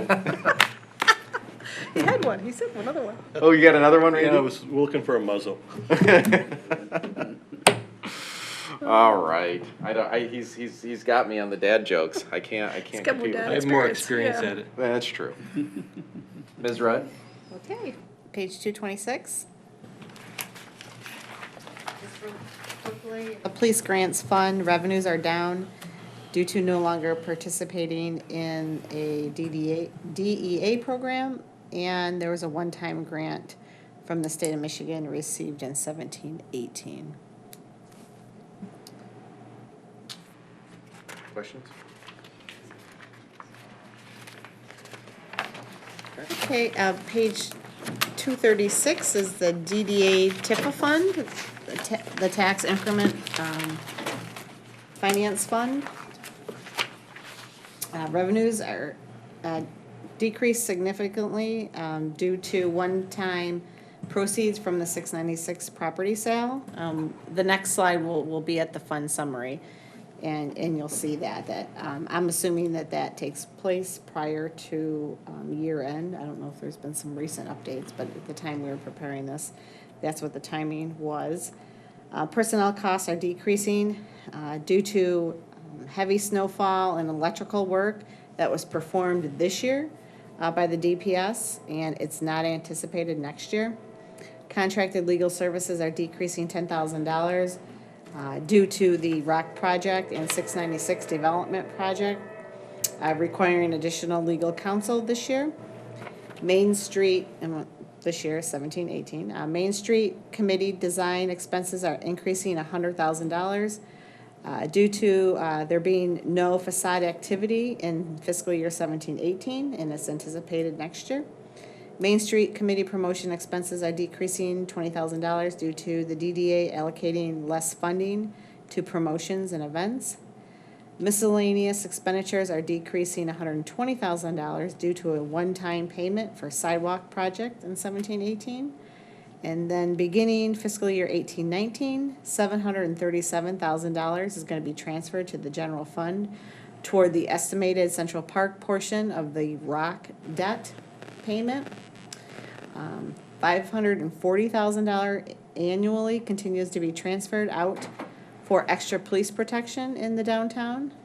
And then the transfer to the auto parking fund is decreasing by about $581,000 as the DDA will no longer be paying 50% of the South Lafayette structure debt service.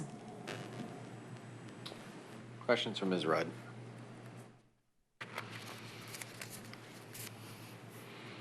Okay.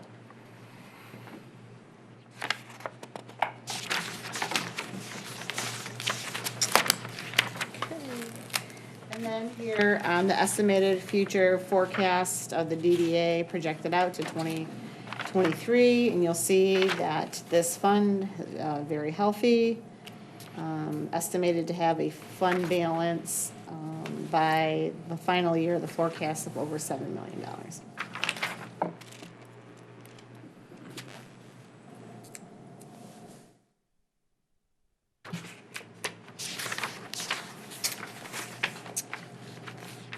Okay, well, that is the end of the special revenue funds.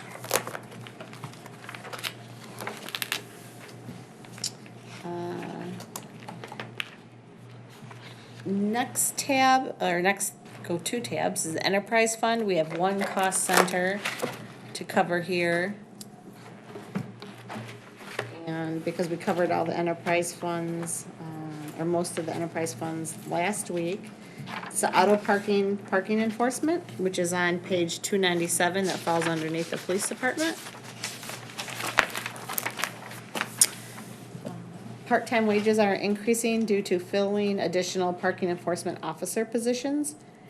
Uniforms are increasing $2,500 because of those new employees. Miscellaneous operating supplies are decreasing $88,000 due to purchasing handheld devices and software this year, and it won't be necessary next year.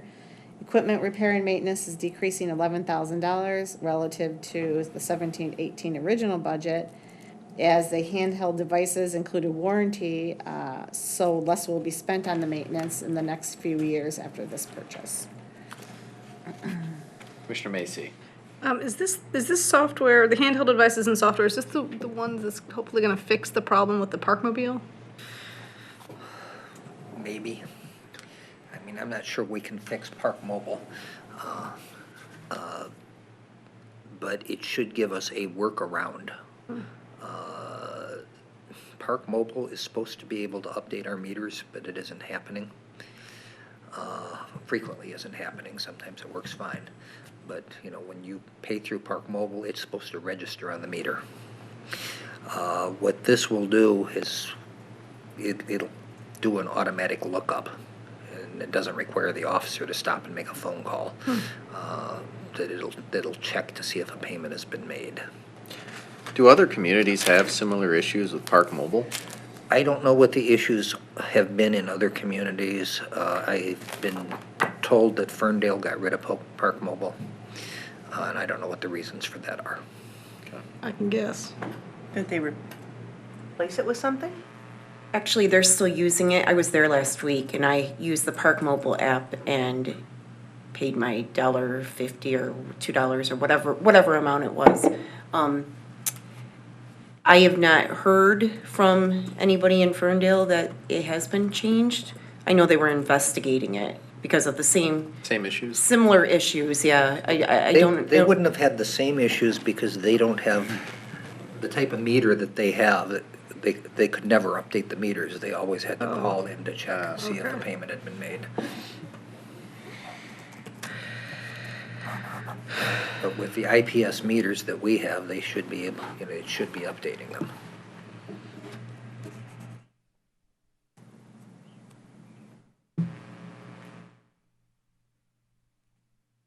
Good. Okay. Any other questions on the parking fund?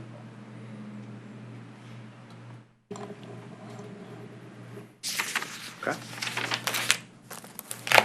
I see that we had Arts, Beats, and Eats here as number 7 on the agenda. I don't know, it was called out, and we're going back to that either in the enterprise fund or, Yeah, you're right, there's not much there. I ended up not, actually deleting the slide, it's pretty uneventful. yeah, I looked at it. But didn't- yeah. I mean, it's on the agenda, we should probably discuss it anyways as a call out, even though there's nothing going on, just to be prudent to our posted agenda. Page 288.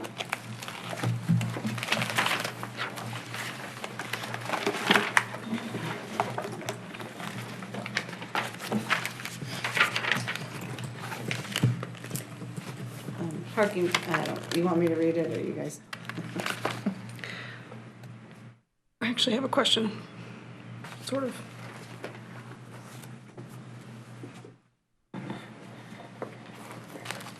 Commissioner Mason?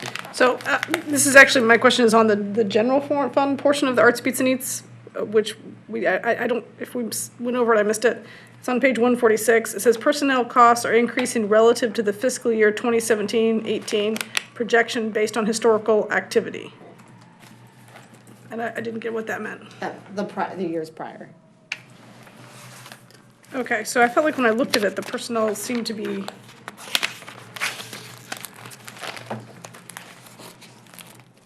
Did I?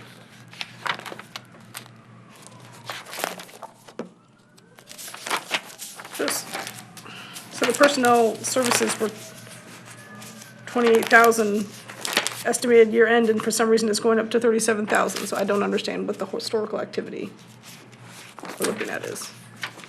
If it's historical activity, wouldn't it be the same as it was last year? I'm sorry, what page is that? Can you tell me? 146.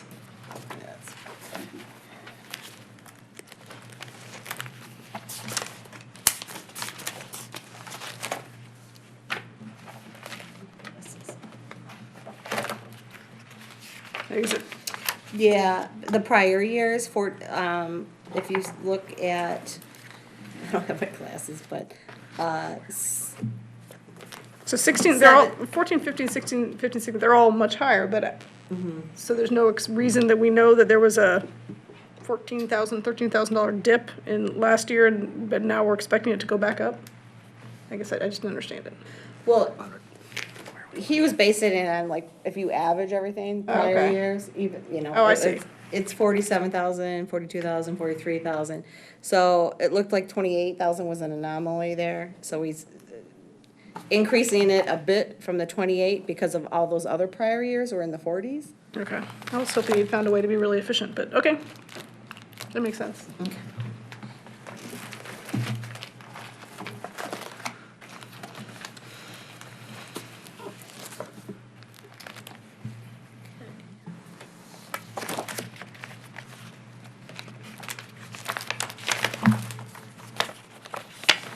IT. Okay, page 328. Okay, this budget includes a request for a new full-time security analyst position, as well as a new full-time network engineer. A security security analyst is requested to help to ensure the city's resources are protected from existing and emerging cyber threats by deploying and maintaining antivirus, desktop protection software, and all other security-related functions. A network engineer is requested to perform critical infrastructure upgrades and ensure critical data is routed in a secure manner.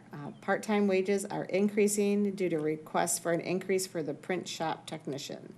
$50,000 is budgeted for computer replacement. For the computer replacement program, $20,000 is budgeted for upgrades to the library AV equipment, and $5,000 is budgeted for court e-filing.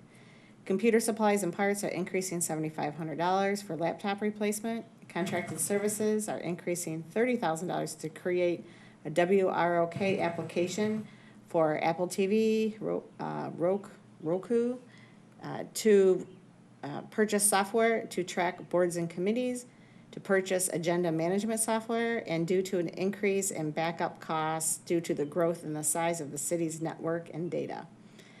The budget does not include any allocations for the Civic Center project, as those costs are in the WROK project budget. Also, what's included are some capital improvement projects, or we put in the capital improvement plan. Office software and training programs, $48,000. Server network cabling infrastructure, $50,000. Mobile workforce, $8,000. GIS integration, $60,000, and disaster recovery, $75,000. Also, just quickly, the budget summary forecast. The estimated future year budget demonstrates the fund is anticipated to remain stable with the current revenue collection plan. And I just want to point out a depreciation in this internal service fund is approximately $145,000. So if you back that out of the expenditure lines, you really don't see that use of net assets there in most of those years. Commissioner May. Mr. Kirby, the IT manager, is here if you have any specific questions. Commissioner Macy? My question is about the senior center. We had talked about, and we put in the strategic plan that we would get Wi-Fi in the senior center by the end of the year. I don't see it here, so I'm just making sure that money is budgeted. Mr. Kirby? Welcome. Thank you. Yes, we've already purchased the necessary hardware to do the Wi-Fi over at the senior center. And underneath server network cabling and infrastructure, that project would fall under there. Thank you. Any other questions for Mr. Kirby or Ms. Rudd? I'll just add, I think it's great, as more people are moving away from cable and they're streaming, and as long as net neutrality remains somewhat protected maybe down the road, having the apps for Roku and for Apple TV and that is going to be great for people to get access to exciting meetings like this, full of puns and dad jokes. But, if they don't subscribe to cable, because there really isn't an over-the-air option, or you can try to stream it on your laptop or whatever, but it's going to make it that much easier for people to get access to their government. So I appreciate those ideas. Commissioner Gibbs. And I just want to say thank you for getting that virus that was in my email that I'm sure you all were attacked with as well. Sorry, I didn't send it. Mr. Kirby told me I didn't send it. And for fixing the app so I'm able to access my email from my phone. Thank you. Happy to help. This is also your chance, because he just sent out instructions you all have to change and No, stop he using did not. OWA. That's, I already took care of Commissioner Gibbs. She's already got Outlook. Up to date. Wait, is that Huge true? improvement, isn't it? It is great. Wait, It's what's really happening? Is good this job on true? that. Is this a true story? True story? Is this true? What? Stop using OWA, is that true? Yes. Outlook's now available. You can download Outlook and install the app and access city Outlook. Instead of doing it through Gmail? We were using What? that. I'm using a Gmail. How's he using Gmail? You're probably using the local mail client on your phone. That will work for another couple weeks, but then you'll need to move to Outlook. All right. I'm glad you told him, because he would have been like, man, have you noticed everybody's so happy in the city? I haven't gotten an email like in 3 months. It's amazing. It's such a wonderful You can let job. me live like that for a while, that'd been great. All right. Well, thank you, Mr. Kirby. Thank you for making it out tonight. Pleasure. Thank you for the good dad jokes. Don't Got it. encourage him. Yeah, can you cut those out of the broadcast?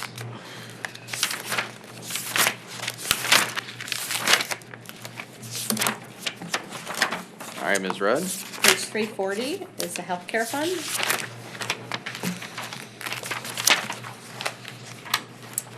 Close to the end.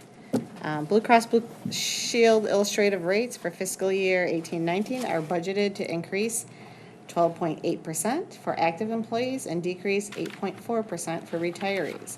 That is because those are the rates they gave us. In addition, costs are budgeted to increase due to the addition of positions that people are asking for, and as well, the HAP premium that we have, and they're only retirees, and certain retirees are able to be on HAP, increased 2.1%. We are self-insured. The stop-loss rate is decreasing about 3%, which is not really significant. And the majority of the costs in this fund are for retirees as opposed to active employees. $10,000 is budgeted for the Healthcare and Wellness Committee future initiatives, and $225,000 is budgeted for the Collaborative Healthcare Program, an increase relative to prior years due to a change in the contract. And that is the Care Here facility that is over in Madison Heights City Hall, and now there's a location over in Ferndale as well. Questions for Ms. Rudd?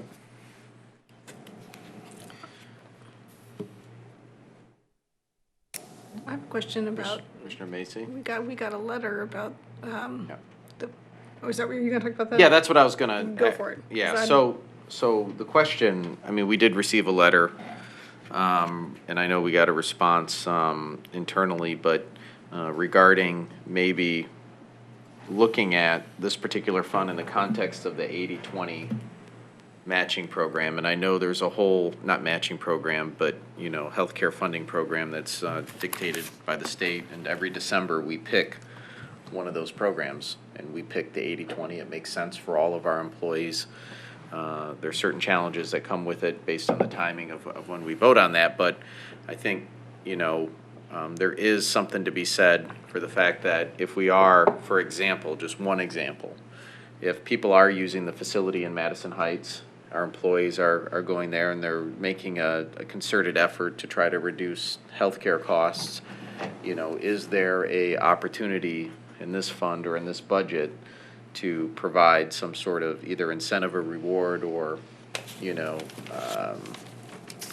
acknowledgement year by year, not as a continued part of the compensation, but and I think The program provides an incentive in that when they use that facility, they pay no deductibles. Sure. And they don't pay for their prescriptions.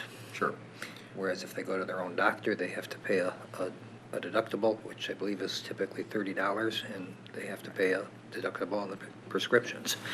But it's arguable that, you know, 20% of, so we're charging them 20% in their paycheck towards their health care, right? Or 20% towards the cost of health care based on an estimate. 20% of the premium, Of the premium, that's right. not 20% of their paycheck. I know, that's why I clarified. 20% of the healthcare cost, the premium that we estimate, Yes. okay? And if, you know, we're doing a little better, you know, than that, does it make sense to share a little bit back with our employees? Let me go back through the history of this. The state act that started this is Public Act 52, and I think that was from about 2011. Basically, it was an attempt by the state legislature to put some limitations on local government healthcare costs. They provided basically three options that any local government could choose.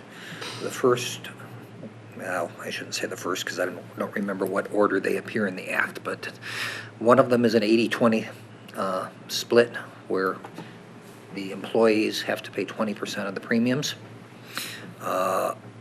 Another option is what's called the hard cap, where the state publishes annually a maximum amount for healthcare costs, and if you're under the hard cap, that's the most the local government can contribute, and the employee is responsible for any amount over that. And then the final one was they gave local governments the ability to actually exempt themselves from the act.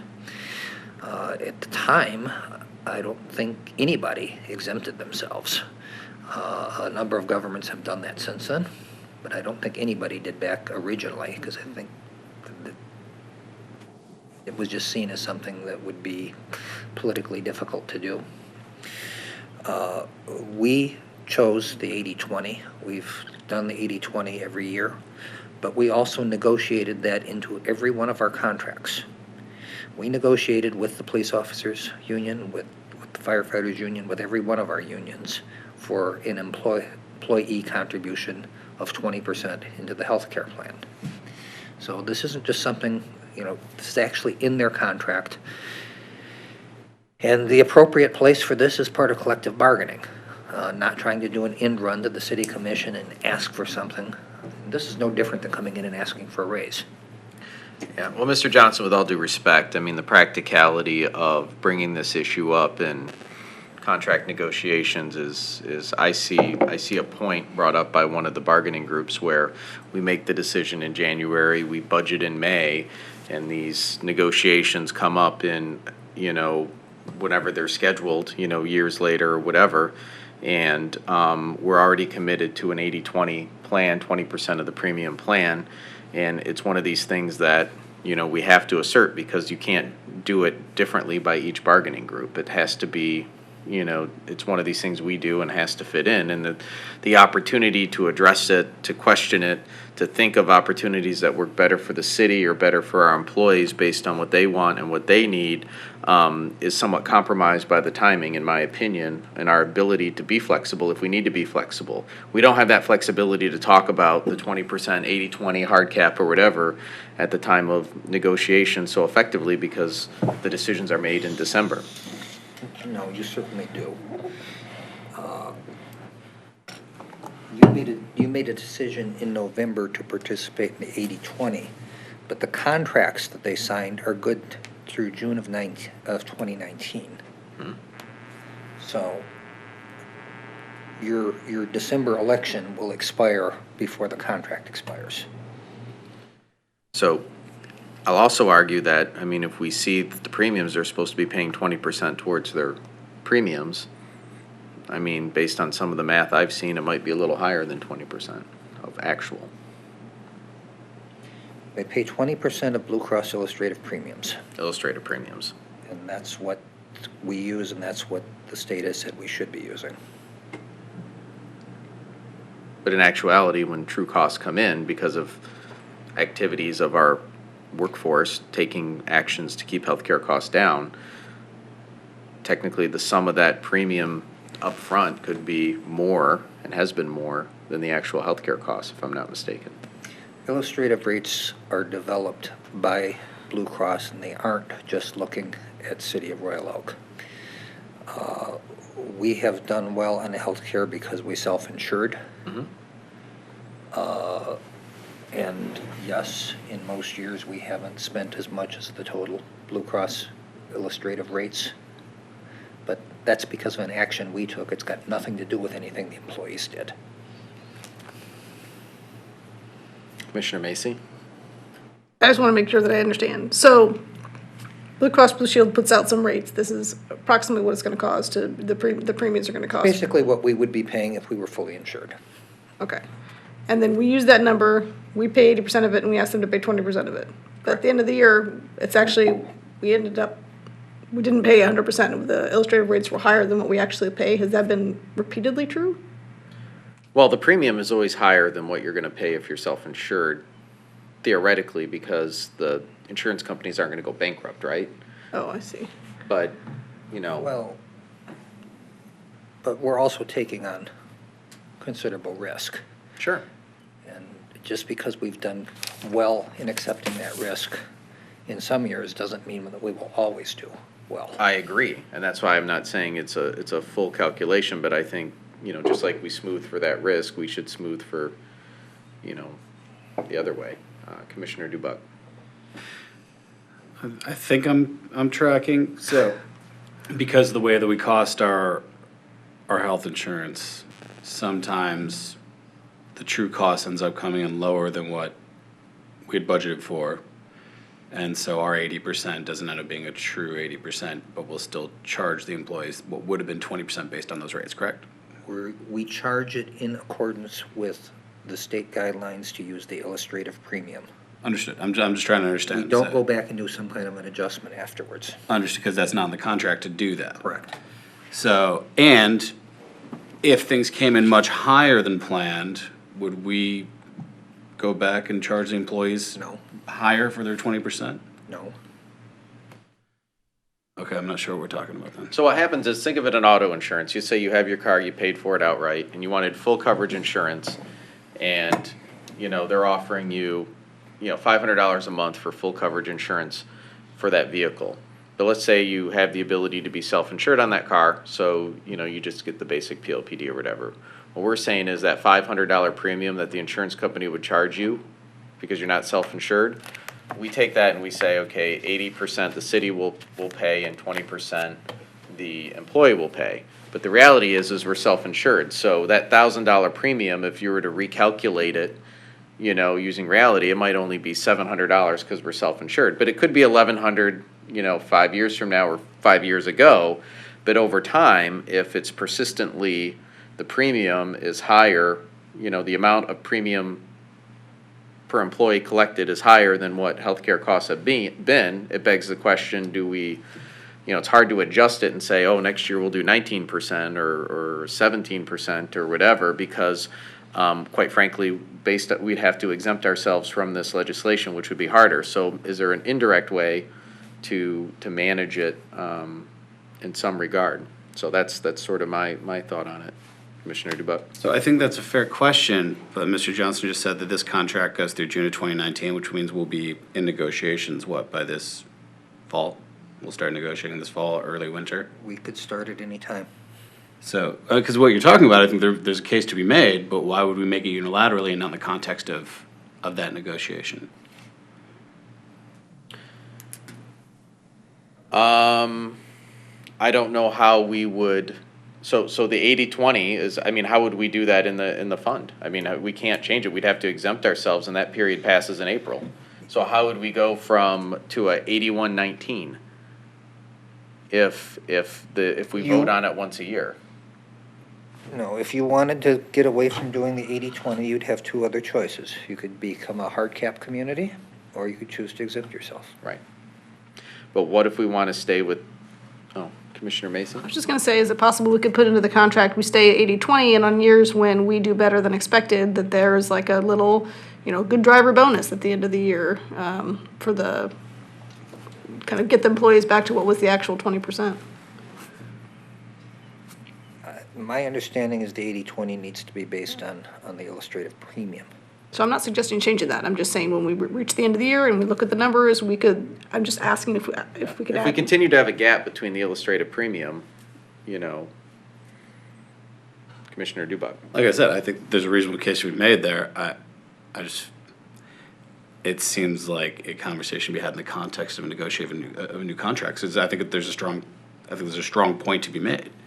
I just don't know, when we know we're going into a new negotiation in the next 6 months, why would we take something off the table saying we're automatically going to give it? We've been proud of all the contracts that we've negotiated because we know we're treating our employees fairly. Yep, for every contract that we negotiate, we budget. Oh, there's going to be a 2.5% increase. We expect this. We just went through every single fund here where we set money aside because we believe that, certain employees are going to, meet the higher end of the pay scale when we hire them. So I guess that's my question. Even whether you go about it via negotiation, either now or later, do you have to budget that amount? Right now, is it wise to budget some amount? As I've said earlier tonight, you can adjust the budget at any time. If we were to change a contract, you could adjust the budget when that occurs. Most likely, because these things take time, I would expect that it would probably be something that would be impacting next year rather than this year.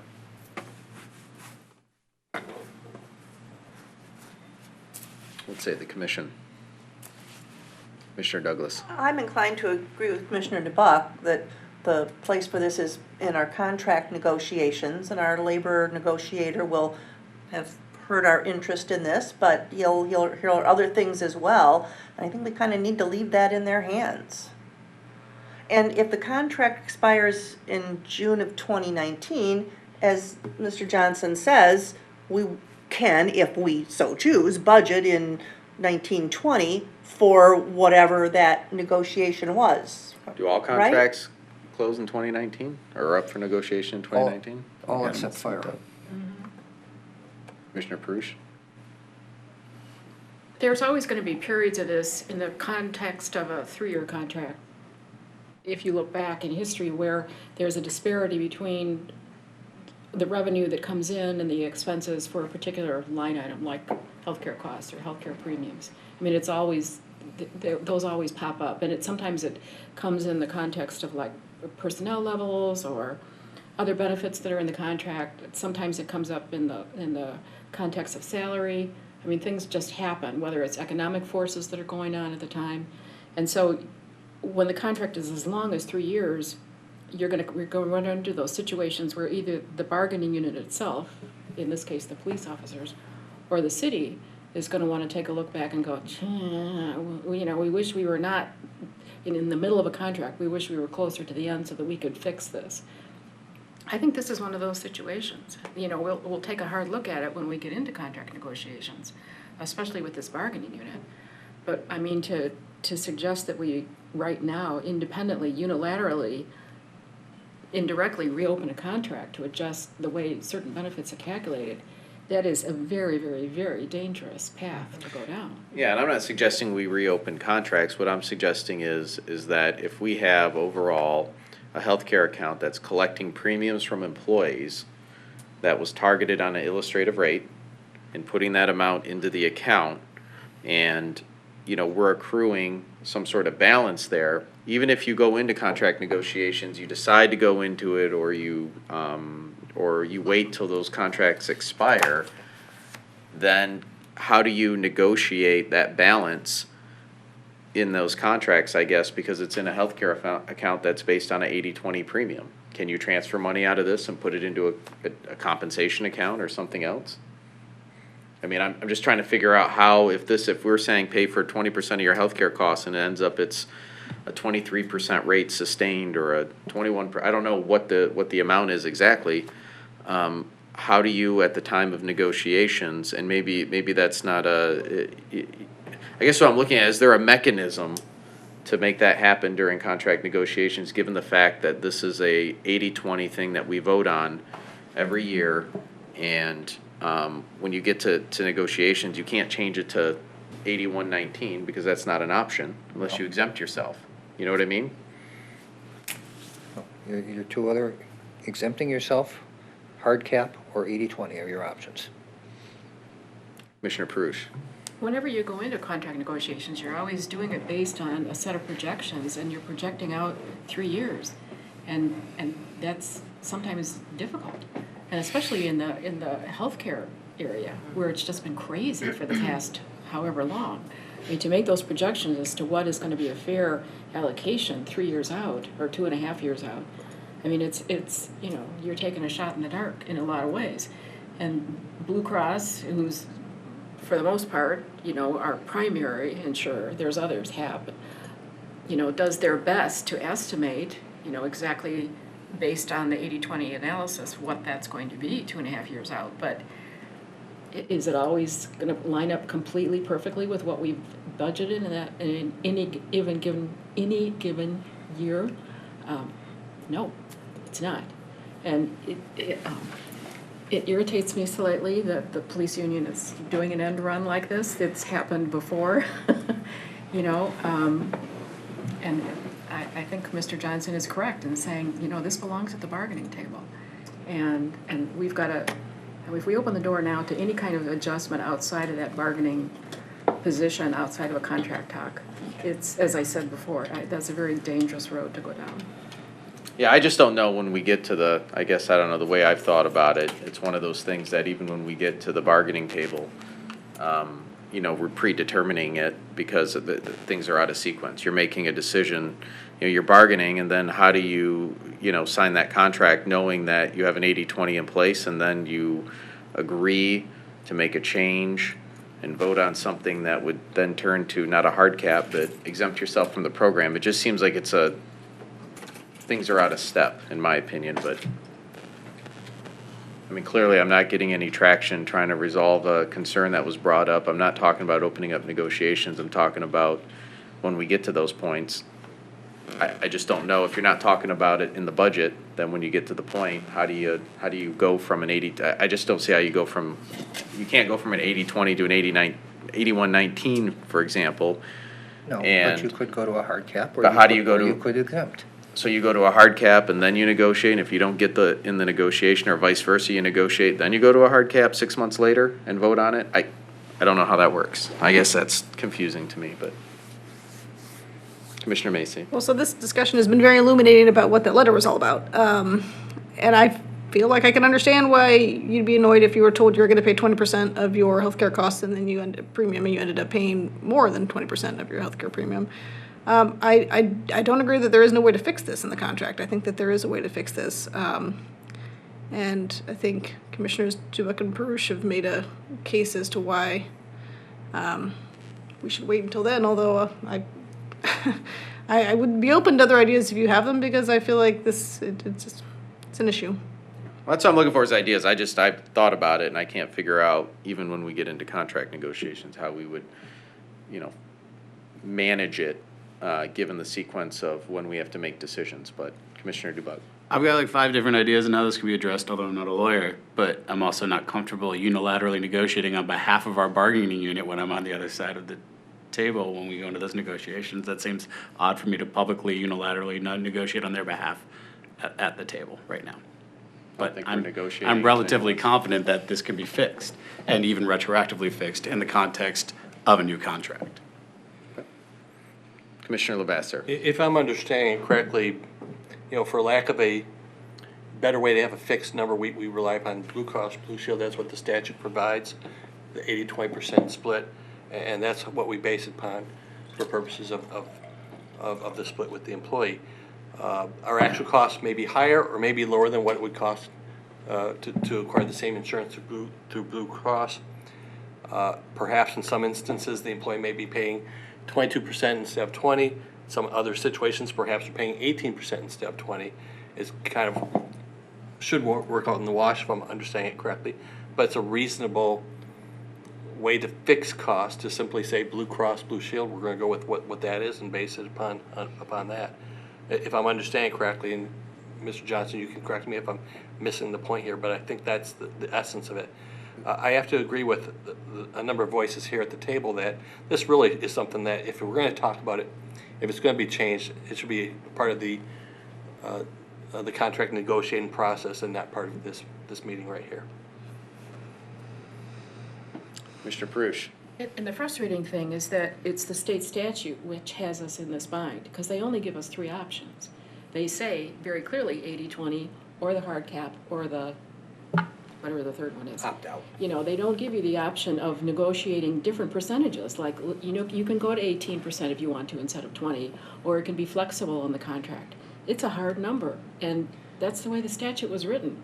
And so, unfortunately, we're bound by that statutory language that. You can go to a different percentage, but then you're choosing to either opt out or use the hard cap. Right. As far as the state is concerned. Yes. I mean, you could negotiate with the employees that they're going to contribute 10%, but the choice you would be making would be hard cap or opt out. Right, yeah. As far as the state law is concerned. Yes. So because of the inflexibility in the state law, your choices are really limited, and unfortunately, we're stuck with that. So, no. Fair. Commissioner Douglas. Do we need a motion to move on, or can we move on? We can move on. Okay. It looks like there's a consensus here with maybe the exception of one person. Just to be clear, I'm not advocating that we negotiate our union contracts here at the budget meeting. What I am advocating for is that if our employees are taking measures to save the city money on healthcare costs, that maybe we want to look in allocating something in the budget to continue and reward that behavior so we can continue to save money on healthcare costs. And the 80-20 sequence doesn't provide us that opportunity, but you guys have made your point. I'm on an island here, and we'll move on. You still there? Page 342. General liability and property insurance fund. The budget and forecast assumes a net asset distribution is received from the MMRMA of $500,000 based on historical actual distributions. So therefore, contributions from user funds are budgeted to be reduced since the net asset distribution will be assumed, as this contribution will assist with the revenue number, so we will not need to collect as much from the user departments. So keeping that in mind, should the net asset distribution be discontinued from the MMRMA, we will have to go back and get that $500,000 from the user funds. So just keep that in mind. We have. Actually, Julie, I think you need to, because we've got so many new people, I think you need to go backwards and explain what the MMRMA is. I am. The MMRMA is a risk management authority within the state of Michigan. It has a lot of members, including some counties, I think some schools as well. They're a risk pool that I think the city's been a member since 1985 when they originally organized, I believe. Over the last 10 years, there has been a net asset distribution to members, and they have a formula. It's based on how long the member has been with the pool. In addition to, it looks at claims. It's a formula. It's a very reasonable formula. This city over the last 10 years, when they started about 10 years ago to provide a net asset distribution, and I'll explain that in a minute, to its members based on that formula, and we have received back approximately $5 million in that, so averaging about $500,000. I estimate that we will receive about $500,000 again this year when we renew. That's part of the policy of the distribution. It only gets distributed on the basis of the annual renewal. The asset distribution is based upon their actuarial report. When they have additional assets based on what their actuary tells them that they need to have in cash, and they probably have almost $500 million in investments there at the pool. They look at the excess that they have based on what their actuary determines, and then there's a certain percentage they distribute back to the members. I believe this year they agreed to distribute, I believe it was 60% of their extra assets back to the members, and that's where we get the approximately $500,000 averaged annually back. So based on our premium is probably about $900,000, and we get $500,000 back. We could not get commercial coverage for this kind of price, so it is a value for sure. It's also been a very stabilizing influence. In my career, in the early part of my career, I went through 3 municipal insurance crises.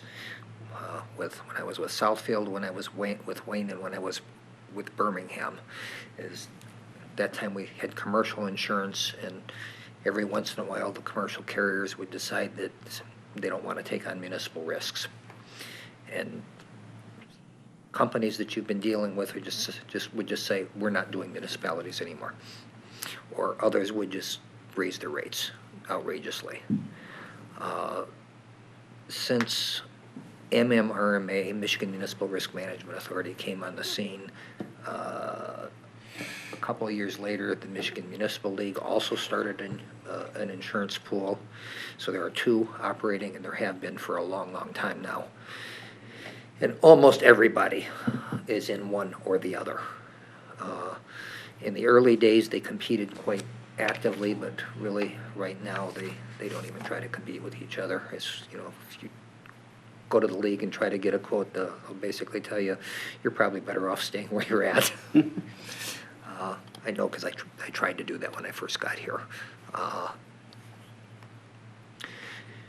They also give us a true occurrence-based policy. A lot of the insurers that are in the municipal market are doing claims-made policies. I'm sure most of the attorneys in the room know what that means, but the problem with a claims-made policy is that if you ever drop the insurance, you're basically uncovered. You don't have coverage for something that happened if the claim hadn't already been made as of the date that you changed insurance. With occurrence, you're covered for what occurred during that period, regardless of when a claim comes in.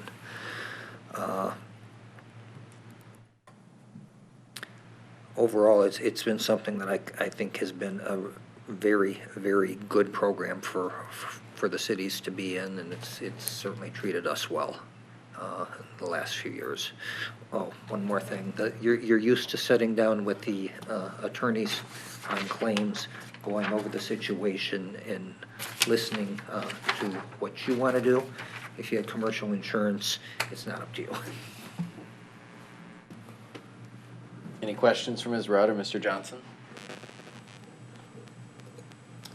Okay. Mayor, just one thing I just want to reiterate. Looking at this budget summary, I just want to mention again, it assumes that we'll continue to get a net asset distribution from the MMRMA of about $500,000 annually. So what that does is it reduces what all the users pay, the various funds pay. So should we not receive a net asset distribution in the future, those costs will increase. This cost will increase to the user departments. Overall, probably at least $500,000. I will say this, if we see a downturn in the market, stock market, we see a correction or something like that, their value of assets will decrease. Right now, it's almost $500 million. And so when the actuarial report comes out, that's where we'll see where that excess will not be as significant. And that's where you'll probably see the decrease in this net asset distribution. When you allocate to other funds, how do you do it? Do you do it just based on a percentage of expense, or do you do it based on risk profile? Currently, we are doing it the first way, but one of the objectives of the finance department for next year is to reevaluate that. So you can drive the right behavior in the department to reduce their expense by reducing their. And you're doing a more cost accounting. Right. If you do it the second method as well, so, yeah. So we'll be looking at that this year. That's a good way of doing it. Any other questions? Okay. Okay, well,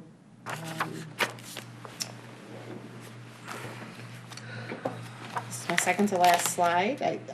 Are there any questions on anything I covered or I did not cover? I did not go over every cost center. There are just some things that were really truly uneventful. I tried to stick with things that I thought maybe the commission would have interest in. So again, I did not cover every single cost center. But there could be something that you did want to talk about that I Commissioner Gibbs. I thought I recalled you saying that you were going to cover the debt service, and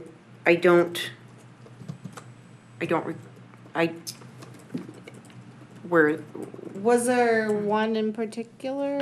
well, I'm concerned about the pension and the retirement health care system, the two boards that I'm on. Okay.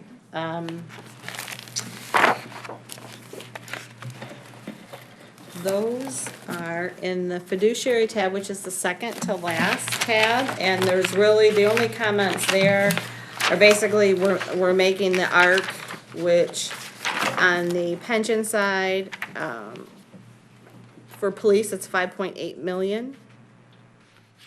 Which page are you on? I'm sorry, 346. Okay, thank you. Yeah, and then on the retiree health care, it's about 700,000, excuse me, normal cost, on the health care because, we bonded for the full unfunded liability, so, there's no unfunded piece to that, it's all normal cost, and that's 700,000 there. Okay. So, and then, yeah, I don't really pay much attention to those fund summaries, because really, we really don't know what the level of assets are gonna be. It swings with the market, and so I don't put a lot of value in those. Okay. So that's the reason why I don't put those up on the slide. And that goes for both trusts. So, but yeah, there's really not, did you have some questions in particular? I need to think about it, but I can talk to you about it before our next meeting, which is Okay. next week, right? Or I the believe following it's week, June 2 weeks. 6th. Yeah. Yeah, our next commission meeting, right? Is the 11th. Is the Yep, 11th. so it's before the retirement public meeting. hearing. The retirement meeting is before the Oh, I next see city what you're saying, commission the retirement meeting. meeting. Okay. Commissioner Lavas, sir. Ms. Rudd, the $5.8 million contribution to the, I believe it's public safety pension fund, I take part of that's for the current year or the coming year's accrual benefits versus another part that's to make up for the deficit in the current. Yeah, I can get you that breakdown.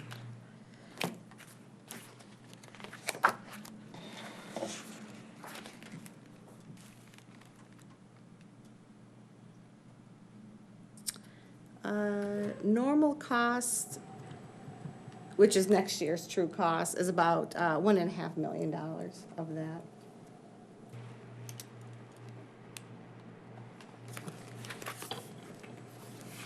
All right, and so the $4.3 million difference, that would be to cover basically benefits that were earned in previous years but not properly funded? Correct. All right. Well, yeah. All right, these numbers are based on the actual report that we received a couple months back, and Correct. based on assumptions 7 3/4 rate of return, and assumptions of as far as what salaries they would retire at, and when they would retire, and their longevity. I take that's how these numbers were arrived. Correct, yeah. All of the assumptions are in the back of that report, so if you wanted to see all the details. My recollection of that report is the actuary recommended at a minimum to put forth a certain level of funds. We certainly could allocate more, but it said, hey, based on these assumptions, put in at least this much. What number did we settle upon here? Was it the minimum, or is there something added to it? No, this is the contribution level. We're using all the assumptions. Over 26 years for the police and fire is the amortization rate, so. You're talking about You just used the ARC number, right? Correct. The actuarially required contribution. Over 26 years. Okay. So if we follow this over 26 years, whatever this is each year, will be at our funding level. And we're specifically talking about the $59 million deficit, the amortized over 26 years, that's what we're referring to right here? Correct. All right, and that, again, that's based on assumptions, and we're gonna be reviewing those assumptions in the coming year. If we find that our assumptions are wrong, do we have some flexibility here to put additional funds in so that we're meeting that goal of having this gone in 26 years? Well, the retirement board is actually asking for an experience study right now, and we should hopefully have it in a couple months. I believe it is the city commission's prerogative to add additional if they would like more than what the actuary is indicating, so. And would those come from the fund balance in a particular fund or some other source? Well, what happens is we would technically expend it out of the public safety fund, but remember, again, we have the revenue of about 9 million, a little over 9 million coming in from the public safety millage. Then let's say we have the expenses. Any difference is a sweep from the general fund, so it would come from the general fund. Okay. That's why we do those experience studies and actuarial studies, because things do fluctuate, and you could have bullish years, you could have bearish years, and we've made adjustments in the past, but over 26 years, you can't knee-jerk year to year. You gotta have a plan, stick with it, and then adjust it at the right cadence. Yeah, and I guess we don't necessarily have to decide this now, but I know I would kind of like to see how would the numbers change if we went with the assumption of 6 3/4 instead of 7 3/4 rate of return? You know, how would that impact the amount that we would need to contribute both for the current year's coverage as well as to have the deficit amortized over 26 years? Should look at it 8 3/4 too. Yeah, I'm sure the experience report will give us directions on whether 7 3/4 is reasonable or not. Yeah, But they normally do a sensitivity analysis on that rate of return. So you can see how the unfunded grows should you reduce that X basis points. So, Or increase it. yeah. Commissioner Dubuck. I think gathering as much information as possible to make the right decisions on what we're contributing is absolutely the right course, but I would warn that previous commissions had gotten the city into a little bit of hot water by diverging from what experts in the field and the paid experts that we hired actually tell us what keeps us on the right track. They diverged from doing what they had told them to do. So being extra cautious is when they had balance. They're overfunded. They pulled dollars out in good years, right? There was a time when the city was overfunded, and that resulted in an ARC calculation of 0. And that's what the city did, is they contributed nothing, not even covering employer normal cost. Right. We have adopted a policy, it's in our budget policies at the front of this book, that states that regardless of what the ARC is, that we will always contribute at least employer normal cost. Based on past experiences of making bad decisions. Yeah. I've been critical about what previous commissions did, but they did not go contrary to what the actuary Fair enough. recommended. We should act with caution, but if the actuaries are telling us 7.5%, is there a strong case to be made to be much more conservative? Some people would argue that there is. I don't believe so. When we've looked at this in terms of looking at a 20-year or a 30-year rolling average, we almost always hit at least 7 3/4% when you look at it that way. When you look at 1 year or 2 years or 5 years, yeah, there's all kinds of periods where you don't make it. You know, in fact, there's periods when you lose money. The rate of return is negative. But when you look at the long term, it's been pretty consistent that we've always made at least 7 3/4%. Gotcha. Any other questions? Commissioner Lavasser? I guess there's another way to look at this, and the contribution that we're making to make up for the past deficits, it makes certain assumptions that it says, okay, if we make this contribution in 26 years, and if all the assumptions hold true, we will get to a 0 deficit in that pension fund. I would certainly agree that you don't want to go against your experts and be more optimistic, because then you may have a situation where you have to borrow tens or hundreds of millions of dollars because of a deficit, because of miscalculations, being overly optimistic. It would seem if we contribute more than what the actuary says is the minimum, then maybe we get, instead of a 26-year amortization, maybe we get it down to a 20-year or something. That's possible. That's a better situation for us. And so I certainly would prefer that we err on that side if we have that opportunity. Commissioner Dubak. I think that's a healthy debate to have. You, of course, have to weigh that of the lost opportunity cost of what you would have done with those dollars were you not over contributing. So I think there's a debate to be had there, and I think it's important to have the discussion. So I'm fine with gathering more information, but it depends on how much money we're talking about and what other city priorities would be fulfilled with those dollars, and you have to measure that cost and what is the value of those investments over time versus what are you potentially saving over time by fully funding the system a few years sooner.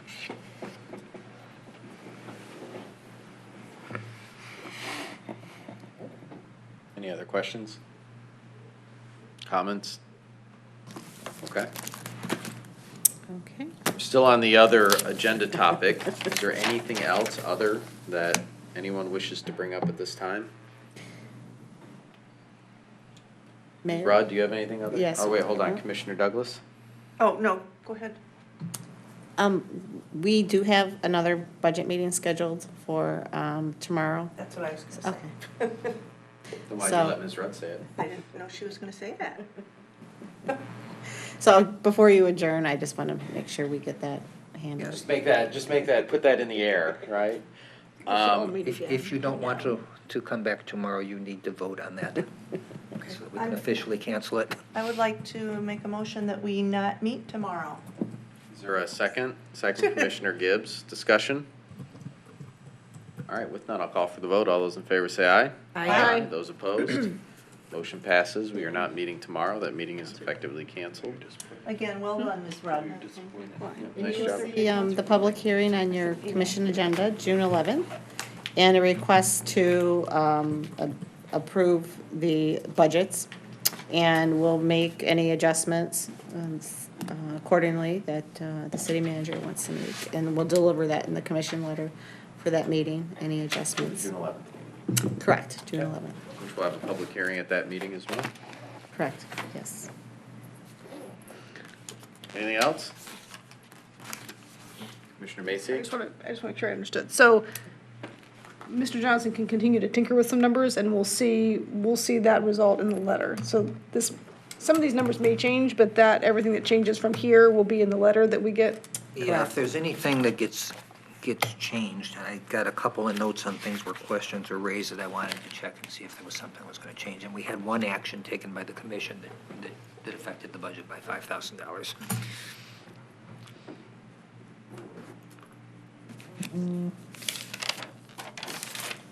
Commissioner Douglas? Will we adjourn? Okay, is there a second? Second by Commissioner Dubak. Discussion? With none, call for the vote. All those in favor say aye. Aye. Those opposed, the motion passes. We are adjourned.